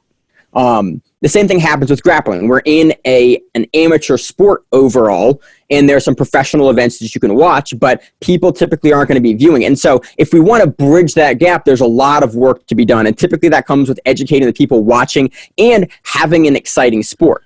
Grappling right now is in a really rough spot because a lot of times what makes something exciting is not the best practice to actually win the match. Okay? Passing the guard is really hard to do. And it's not worth a lot of points, okay? Sweeping, also really hard to do, not worth a lot of points. And so you end up with these long stalemates that unless you are really into grappling and understand either some of the context and the storyline behind why this match is so important between these two guys, and that involves build-up, that involves really good commentary that's both explaining what the context of the match is and the history behind the two guys and the stakes of the event, it's very, very hard to do. And then something happens in the match, and then your layman person goes, okay, that guy just got 2 points, but he's on his back still. I don't know what happened. Having commentary, having overlays and things to explain that is what's going to sort of bring that to the next level. And a lot of times that doesn't exist. There are very few really good jiu-jitsu commentators right now. There are a couple of them that do a great job, but it's a really hard sport to commentate. Like, I'm not a great commentator, and we do commentary a couple times a year. It's really hard to do. It's very hard to explain to the layman what's happening and to make it exciting. Others do that really well with the league format. Like NBA, okay, this team is going to face this team. It results in this championship league. But with super fights for jiu-jitsu, unless you have the overarching context of what that athlete has been doing recently and where they stand, it's very hard to put that in a cohesive story to understand why this match is important. I can hear what you're saying. I think so. I'm a performer, right? So performers know, especially if you're doing a sort of a scripted performance, you know exactly how long it is between every exciting thing. That's as simple as that. If you look at just a television show, you can look at a graph that will say this is where the jokes are going to land to make sure everybody stays interested. It's simple. So if you were to just sit down and just go around, I'll bet you if we went around these 5 people here and said, what do you think is exciting? First off, we don't get an agreement. 2, are they mapped out so that basketball is great because basketball sucks. It's super boring, but every time down the court, you have a chance for something exciting to happen. Someone might dunk. That's exciting. Or someone might, juke somebody or whatever you would call it in basketball. Sorry, guys. You know what I'm saying? It's like, or someone shoots a three or someone steals. Like there's 5 or 6 very simply defined things that are exciting that can happen at any time. So the chances of this happening on a very regular basis, even though it's a super boring sport, because it almost always goes to only 10-point difference or whatever, right? It's like, so I know when I'm playing, I know exactly what songs are coming, or if they're not, we'll move them around on stage to make sure we know we're hitting the buttons.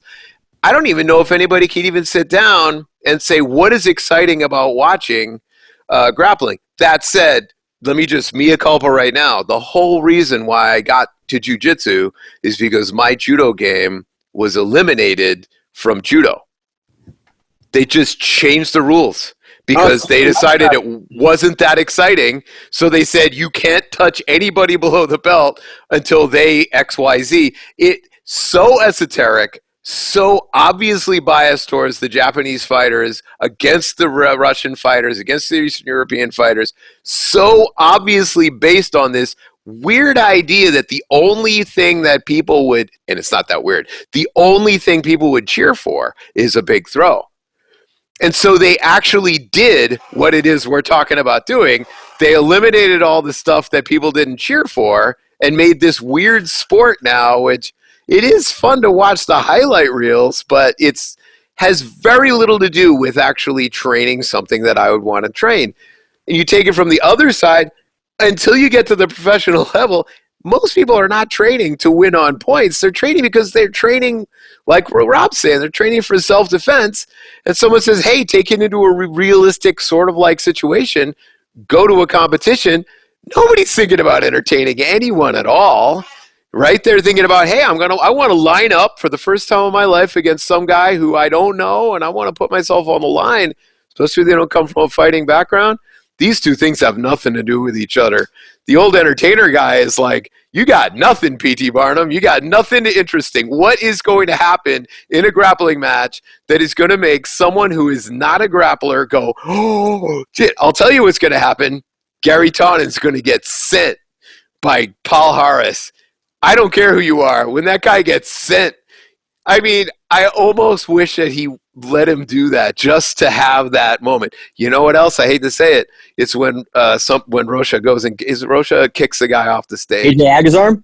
Boom! Like, it's such an entertaining moment because you're supposed to hate AJ for whatever reason. I don't want to get. It's just, it really is that what we're training for? The answer is, I'm not training for that. So the disconnect between the, quote, professional version of this and what would make it successful with a non-grappling audience and what people come to this martial art for, which is to save their life, to pull them out of abusive situations, to give them power where they don't have any power, and go on forever, man. But these two things have, in my opinion, and my opinion only, nothing to do with each other. Entertainment and why I train. Hey, let me ask you about tournaments. Do you talk to any of the tournament, directors, people that put in they're obviously in a tough situation. Yeah, I mean, like right now or like in general? Right now. Yeah, I've talked to a bunch of guys. It's rough. I think I interviewed the promoter for Grappling Industries a couple weeks ago on the show.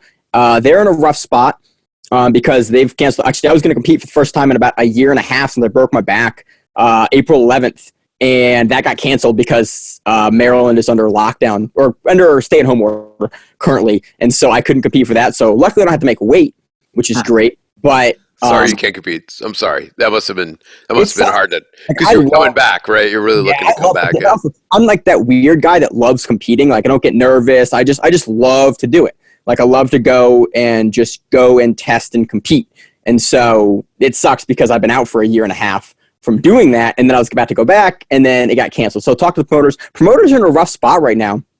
I think Seth Daniels, who runs Fight to Win, Ryan McGuire, who runs Third Coast Grappling, and Josh LeDuc did a podcast, I think last week, where they talked about some of the trials and some of the issues going on right now. Basically, everything is shut down until June for the most part. And live events are going to be the last thing to come back. So, you know, okay, you're going to open your businesses first. You're going to open this. Then the last thing that's going to open up is concert venues and, you know, big gatherings of people, of 400, 500, 600 plus people.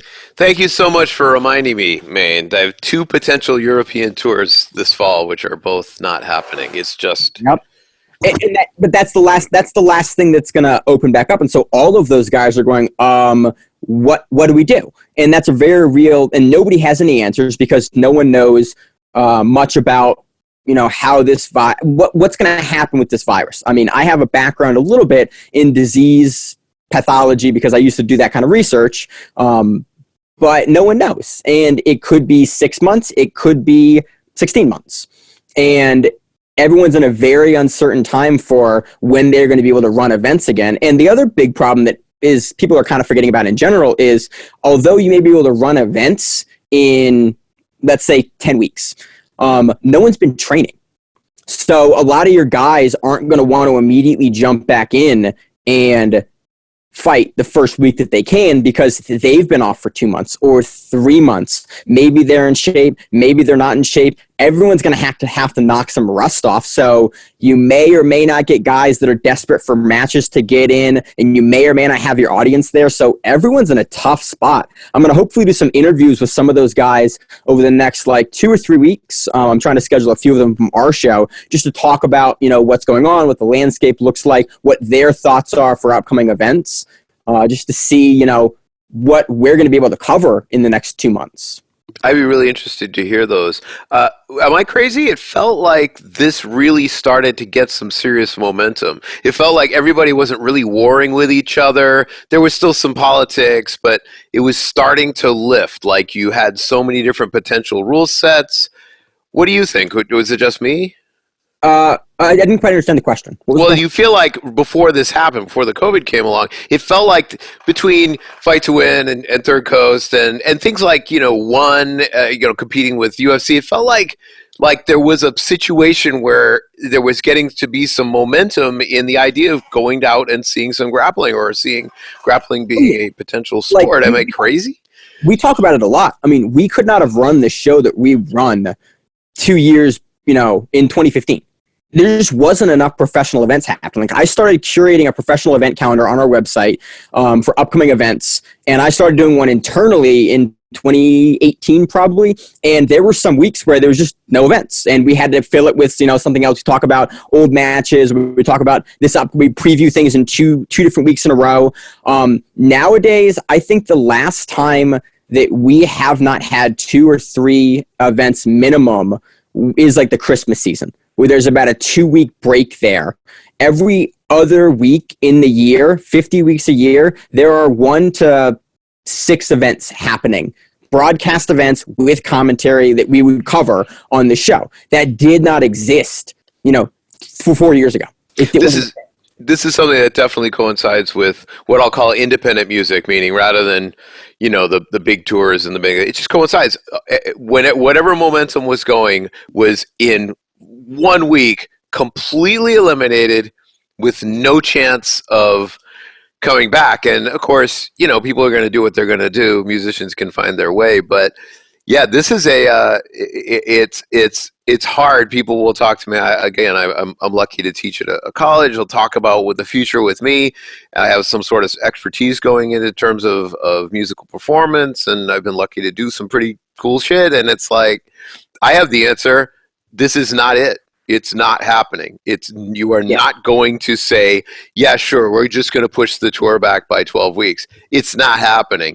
We're not doing this. So find a different solution. Yeah, it's rough right now because a lot of these promoters, you know, there isn't another outlet. This is what these guys do. And so you're looking at a couple of different jiu-jitsu overall is going to suffer very, very greatly from this. And like I say, kind of frequently on the show, there are no winners here. I don't want to be a downer because I'm really enjoying this show.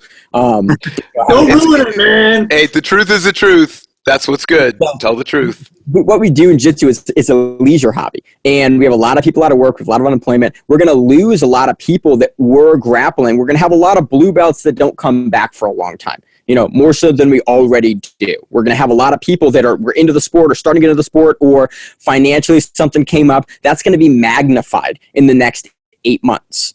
And the people that were going out to events and going to shows and doing extra things because they were in an okay place financially, that's going to slow down. And then you're going to have people that were competing, they're going to compete less, they're going to sell less tickets, their promoters are going to have a hard time. Like it's going to cascade, and it's going to be a really rough time for the next 6 to 18 months, depending on what model you're looking at for how this is all going to play out. There's some really great models and there's some not so good models, but a lot of it really changes every 2 weeks, every like 10 days. The models update, and it's a rough spot for everyone. So I really hope that everything comes back. I've talked to a lot of promoters, and they've made good plans for 3 and 4 months out. But if they can't run events for 6 months, we're not in a rich sport overall. Most promotions and most events, and they can't field 6 months worth of staffing. They can't field 6 months worth of, okay, they're paying rent on the truck or the facility or the location or their staff salaries. And everyone's going to suffer. The big ones are still going to be there. The IBJJF is still going to be there. ADCC is still going to be there. But a lot of your smaller promotions, the ones that run 1 or 2 events locally a year, are probably not going to run events next year. And that's really sad, because that's what a lot of what I compete in, what my team competes in, and the students that I train, that's what they compete in. And I push them to compete locally. And hey, it's less money, go and do that. They're not going to have an opportunity to do that. So it sucks for the community. No one wins here. And I really hope that we can recover and go back to sort of what it was, because like you said, we were reaching a point where we had a professional circuit, where if you were an active competitive grappler, you could go fight on Polaris and fight to win and, pick in Third Coast and, pick and choose your event that you could go, and you could be active, every couple weeks, making a paycheck, getting paid for a professional fight. That may or may not be the case in the next 6 months. Yeah, without being too trite about it, I mean, anybody who understands anything about economics knows that economics is not about money. It's about people. It's about what people do, and everything is related to one another. And it's a tricky one. I think another thing that the sort of no-win, since we're putting it out there, is everybody's thinking about when's the school going to open up again. I think there's the reality of that idea is that it's not a binary. There's a difference between training jiu-jitsu and training jiu-jitsu in a room with 25 other people. And over the next couple of weeks, as antibody testing comes down or whatever the trick is, we're going to have a new set of classes. I mean, classes of people who are clear, people who are not clear, people who are at risk. And the idea of just taking this wide range of people and throwing them all into a room together, which is what giant group classes are, doesn't really make a lot of sense, at least for the time being. So it doesn't mean that you can't open your school until the only thing you can do is put 40 people into a room again, which means there's these interim steps that are coming along. We're lucky on the podcast to have spoken with some pretty smart people about this, but it's obvious that there's going to be a bunch of people that have already had this that are not going to get it again. And now their big question about them is, are they going to be vectors to other people rather than are they themselves going to end up in the goddamn hospital, right? And that means you're going to have to separate these people. So I think one of the things we're going to have to foresee is a lot of private training. A lot of people are going to say we're past that big problem, but we're not okay opening a 40-person class. A lot of smaller classes, they're going to have to, I hate to say it, I mean, America loves everyone to be equal. I mean, that's what the whole point of America is. But we're creating a situation where there's going to be people that are not equal. There are people who can't get this, and people who can get this, and people who work with the elderly, and regretfully, it comes to the awful realization of the owners, of the people that own all these individual clubs, to make these decisions. Are you supposed to say, you got to get tested and show me your test before you could show up? It's tough. So we could take a pause, and we could just go to 2021. That would be great. I'm about done with this 2020. I agree. So I was like, cool, this sucked. I'm done. On to the next one. If I can make everybody feel a little better, because we've been a little depressing. One of the cool things about being in music is music has been here for a million years, depending on religion, and will be here for another million years. And us musicians get to see this all the time. Music isn't going anywhere. There's still, the bottom line is, I'm still going to look at my metaphorical brothers and going, it is time to put this on right now, forever. The guys are going to fight forever. And so the problem is the reality of right now is tough because it relates to business and your friends and all the things. And some people need jiu-jitsu a lot, or they need to fight, they need to do something. I know, right? And it's like solving that problem. I'm just telling you from the musician side, fighting's not going anywhere. Right now it's tough, but this is not going to take away martial arts. It's not going to take away combat. So what are you going to do? Fast forward 2021. You can't fast forward. Sorry, man. What was that, Rob? I got a question for Maine. So you watch obviously hundreds and hundreds of hours of matches. How do you feel it's helped you in your own game watching all these different matches? And how long back did you start doing this? And did you notice a point in time where there was a shift where people really started to get better over history? So in history, it's always, you got to look at anything. Like I've been watching MMA for a long time before I got into jiu-jitsu, and you always got to look at the match and the footage that you're looking at in respect to the era that it's in. Like you watch a fight from 99, it's going to look wildly different from a fight from 2005 for the most part. The same thing with jiu-jitsu. You can't paint stuff with the same brush. Like Marcelo tapping Rico Rodriguez with the heel hook. The heel hook that he hits him with, it's not going to work in today's day and age for the most part. It's a very basic fallback. It's a good heel hook, don't get me wrong, but it's not something you're probably going to see in ADCC anymore. Doesn't mean it wasn't great at the time. And so you look at the matches that we're looking at stuff now under the context of it is in the modern era. I compare it to the guys at that weight class, first of all, because what you're seeing from Bruno Malfacine is very different than what you're seeing from Keenan and very different than what you're seeing from Shane Jamil Hill-Taylor. Like, you look at the weight class, look at what the guys are doing in those weight classes. Then you look at, their light competition. The guys at heavyweight don't have to have a dynamism of game like the guys at roosterweight. Like, the game looks different and the techniques are going to look different. So once you understand that, going back, it's helped me a little bit, but really it's helped me become a better studier of tape. Like, I now know when I'm going to watch matches I'm looking to incorporate things in my own game. I know who to watch and exactly what matches to find. I can find it much easier. And then I know exactly what I'm looking for. Okay, I like how this guy enters for this particular armbar.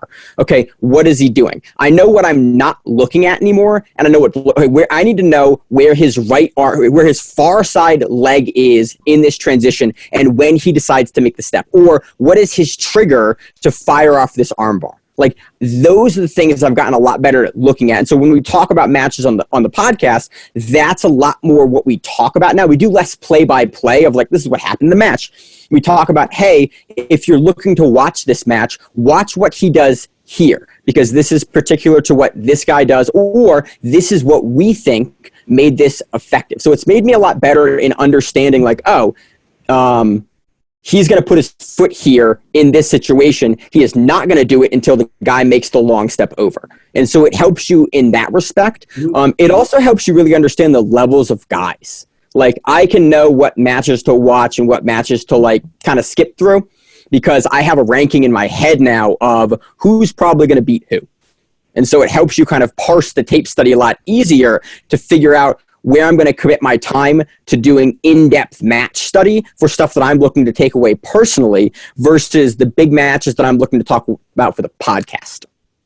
I gotcha. And I can see where it could make you not only better as a teacher, as a practitioner, but also as a coach, like all three areas. It would improve you. It's right? Definitely helped me most as a coach. I think the level of instruction that I can give now, having just watched so much tape study and taken all the notes, really, we take a lot of notes on the show. So I pull a note, I have a bunch of screens here, and I'll pull up whatever match I'm watching, and I'll pull up two usually adjacent screens. One is just notes, and one is usually like a bracket or a copy of the rules for that event, just so that I can understand what I'm watching. or like the context of, okay, this is the fourth match in, the guys are tired, you're going to be seeing guys being tired here, versus, okay, this is the fresh match, both guys should be good and ready to go. It gives you some context for the notes you're taking on that match. And so it's made me a lot better in identifying, oh, he is struggling here with this kind of passing, why? And then answering those questions so that if I have a student that, man, he really just cannot pass the X guard. Well, why can't he pass the X guard? Okay, I've seen guys struggle in X, Y, and Z places before, or I've seen guys that are really good at passing do X, Y, and Z in this position, and be able to give them that information. Even if it's not something in my own game, that's really where it's helped me. I have a lot more of like matches that I've seen that is outside of my own game, so it's helped me advise and coach people that don't necessarily play the game that I play more effectively. It's kind of like scenes in movies. You can go back and remember like a scene in a movie, much like probably a scene in a match, where you can translate that to somebody you're coaching. I would say. Right. Especially, and I think it's most helpful, when guys don't do stuff that I do. Like, I'm a butterfly guard, X player, and that's really where I want to play most of the time in close guard. If you are playing like a De La Hiva or like a lasso guard, like, I'm not your guy. Like, I can teach you and walk you through some stuff, but I am not the guy that should be coaching you in that. And it's helped me much more effectively recognize my shortcomings as well as like a coach and instructor. Like, hey, I understand you should do X, Y, and Z here, but you should talk to, this person or association or affiliation, because they're going to lead you through better. If you're interested in watching tape study yourself, look at X, Y, and Z guy, but realizing where I'm out of my depth, watching match study has helped me for that a lot. That's cool. Yeah, thank you. I thought that's interesting. Rob, what do you got next coming up on the code, man? I'm actually, there's a guy from Team Link, first name is Eric. I don't want to say who his last name yet, but he's a paramedic in the city, and he's been dealing immensely with this COVID-19 thing. So he's a black belt, second degree black belt, known for a while. He's going to come on the show and talk about what he's seeing out there in the city environment with the sick people, and how it's changed his job and stuff like that, and how he was telling me a little bit how normally jiu-jitsu is a release, like it is for me. You see a lot of bad things, terrible things, murders and suicides and, fatal car accidents and everything else. And you go home, and if you don't have a release for that, it can really mess with you. So jiu-jitsu has always been like a release for us. You go on the mat, we're kind of talking about it a little bit earlier, where you can just go on the mat and roll and train and be in that positive environment and forget a lot of that stuff. Well, that's gone for guys like us now, for the most part. So we're going to talk a little bit about that, because, you're going to see, I got a lot of veterans, I got a lot of law enforcement, firefighters, stuff like that, and they tremendously depend on training as mental health for them. So, and now it's like gone, it's eliminated from their lives. And, yeah, man, and you can't, I strongly say, I'll say it one last time and I'll shut up, but I don't think you can weigh someone in that situation against someone who's a hobbyist and would like to come in a couple of times a week. If someone who depends on this as part of their entire life and living, it has to wait until it's okay for casuals to show up to train, this isn't going to work. You've got to be able to figure out how to. Some people need to weigh that. They need to weigh the positives and negatives and make those decisions as free adults, right? But at the same time, you got to protect. It's a tough one. But I've got to believe there's a way that you can get back to it other than everyone in America, all right, now you can go train jiu-jitsu, I hope that's not making people upset, but I feel strongly that you should be able to train at some point here ahead of time. Not everybody's the same person. A lot of difference of opinion on that, even among jiu-jitsu people. I know several doctors that train with me, and if you sit down and talk with them, and they're on the front lines in the hospitals, they're like, "Listen, I love jiu-jitsu as much as you do, but we can't train right now." Period. No, I agree. What I'm trying to segregate is the idea of: are you looking at the doctor and going, "When can I open my school back up to these 150 people?" Or are you looking at the doctor going, "All right, in this situation, let's take this subgroup of people who are dependent on it for another reason." I'd like to ask the doctor that question too. That's all I guess I'm saying. Yeah, I've had that. Actually, just had that conversation with one of them the other day, and he's a brown belt. He's trained a long time. He was he was in special forces and everything else. He's like, "Listen, I love you to death. I wouldn't come roll with you right now." No, I mean, that's good to hear because we don't hear this information. Yeah. It's always predicated on the idea that just everybody just goes and trains, you know? I just dealt with a guy maybe 10 days ago at work that was positive, and he died about 2 days ago. So yeah, I am not advocating for people going to train. It's very easy to be misunderstood on a podcast here. If you look on Facebook and stuff like that, there's a whole lot of people on anybody's tread probably that are absolutely one way or the other. They're like, oh, this is all a hoax. We got to go train. This is stupid. And then you got the people on the other end of the jiu-jitsu's done. We're never training again. I mean, you got these opposite extremes. And I don't think the one's true. I think that it's somewhere in the middle. And I agree with MAINE. It's going to be June, July, probably August before you start to see real competitions back and people training. And I think it'll be a slow trickle in. I think your diehard, jiu-jitsu people out there, as soon as the government clears us to train, they're going to be waiting at the door. And I think you're going to have a lot of people that maybe, they don't have the investment in their life with it yet. And it may very well be on the sidelines for a while. You make a good point. There is a little self-selection here too, which is that people who are on the fence, whether even if it's clear, maybe this is not a good idea or this is a good idea, those people who are less serious about it will self-select and not show up as much, which is bad for the club in general as a business, but it may actually make it better for those who do choose to train, make it safer for those who choose to train by making it a smaller group. I think there's definitely different levels of investment that people have in it, so it just depends. I got a great guy for your podcast, Rob. Who's that? Greg Sinelli. Do you know Greg? I don't think I know Greg. Oh, goodness. Wow. You do have someone good for the podcast. We've done podcasts with him. He's a great guy. I'll send you his information. But he's awesome. Kyle Jackson, what's up? What do you got going on in the future here?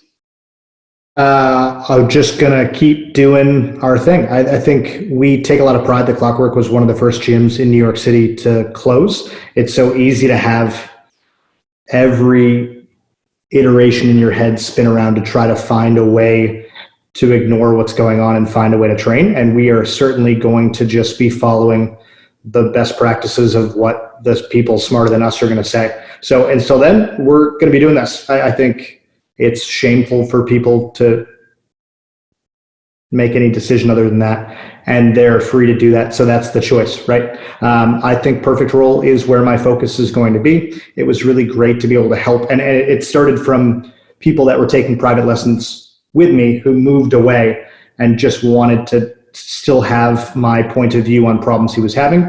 That's where it snowballed from. So my big call to action for anyone listening is to reach out to me. Facebook or Instagram, Kyle Jackson, BJJ. I would love to get your amateur footage to be able to break it down on the stream. That's the big thing I'm looking for, to be able to socialize all of our games together. We can certainly understand what Rafa Mendes does differently than everyone else in the world, but we can also learn a lot. And Riddler was saying this before, of being able to just see that one mistake that purple belt is making is going to help us all get better. So I desperately miss training, but we have to do what's right. So until then, we're going to sharpen this. We're going to back up the idea that we are martial artists, and it's more than just grinding the iron in the gym. That's my take, and that's my plan. Nice. Yeah, man. So you know what I've learned, I guess, is that I train. I've trained 6 days a week for years, 5-6 days a week, years, and I love to roll for sure. However, the thing that really, it turns out that is even the biggest part of my life is like the community. I spent a lot of time on the mat with a bunch of jiu-jitsu people talking about jiu-jitsu stuff and blah, blah, And so that was I feel like the biggest part. And so doing this has really been awesome for me therapeutically, but also we've brought together old friends that I haven't seen in a little bit. And then I met MAINE, which is a new friend. And so that's the positive, thing, right? I hope that hopefully we can all take some positive stuff out of this thing. My community is so tight and so great, through jiu-jitsu, I'm truly blessed. And even if we can't roll, we'll be able to again for sure. Here's an interesting thing for you, is that I've had many emails and Facebook messages and stuff like that of people that were on the fence to train before but never had, and now that it isn't even a choice, they can't. They're like, as soon as this clears, I'm going to come do it. You know, so and doing these like Zoom classes for our students, we've had a lot of family members that don't train that have decided to train alongside their family member on their home mats or whatever, and that was like break the ice for them. And now when this is over, they want to come sign up. So there's that too. So it could offset. A couple of podcasts ago, we had someone talking about that, which is that the entry, the sort of the jump over the curb for a lot of people is tough, especially if they don't have fighting background. They're probably terrified to walk in. How many stories you hear where someone like, I was going to go and I walked by and I said no, people who are afraid. Some clubs are not set up for this, but those clubs that are set up to receive people who may be weak and would like to be stronger or whatever, these Zoom things are awesome because people kind of see into what it's really like, and it's not as potentially terrifying in their own minds. They make up these, I'm going to walk in and all these guys are going to beat me up, and it's your job as a white belt to get beat up for 6 years, and while that's kind of true, it's not really actually getting beat up, and it's not that bad, and it's not that scary. And so, yeah, I mean, that really struck me that there is a definite positive to this, which is people who would never actually walk into the academy get to watch this alongside their family members, the people they're quarantined with, or they can just watch these things on the internet by themselves. So more power to you guys. I remember asking my coach once, Peter Sauer, I said, how do you judge the level of an instructor or a coach? And he says, I don't look at who their best student is. I look how far they've brought their worst. Yeah. So that's kind of cool, right? So you're killing me. Yeah, I'm staying quiet. Yes. Yes. People that come in and you think they never do. Like some of my best competitors now are people that never would have done jiu-jitsu, but they kind of got like really dragged in there and they stuck with it and they ended up just changing them over time. And now they look back like without it. That was what I was going to say about being a martial artist. Was the amount of change that you went through in order to get to where you are. That's my definition, but it's just me. Anyway, yeah, man. Thank you guys. Thank you guys for coming and talking to me. I look forward to at some point here we're all going to get together. I'm going to get to hang out with you on the mat. I miss you guys. I'm excited to all connect again on the Grappling Rewind collabo show when George and Jeff fight in Rob's first tournament back in a combat jiu-jitsu match. Wow. I think we just get everything back going again. That is so meta. We're going to have the dogs on the sidelines. The dogs will be on the sidelines. Yeah. That is so meta. Well done. Well done. All right. Beautiful. Yeah, fuck Chris LaFlamme. That's all I have. Thanks, everybody. Peace. Thank you.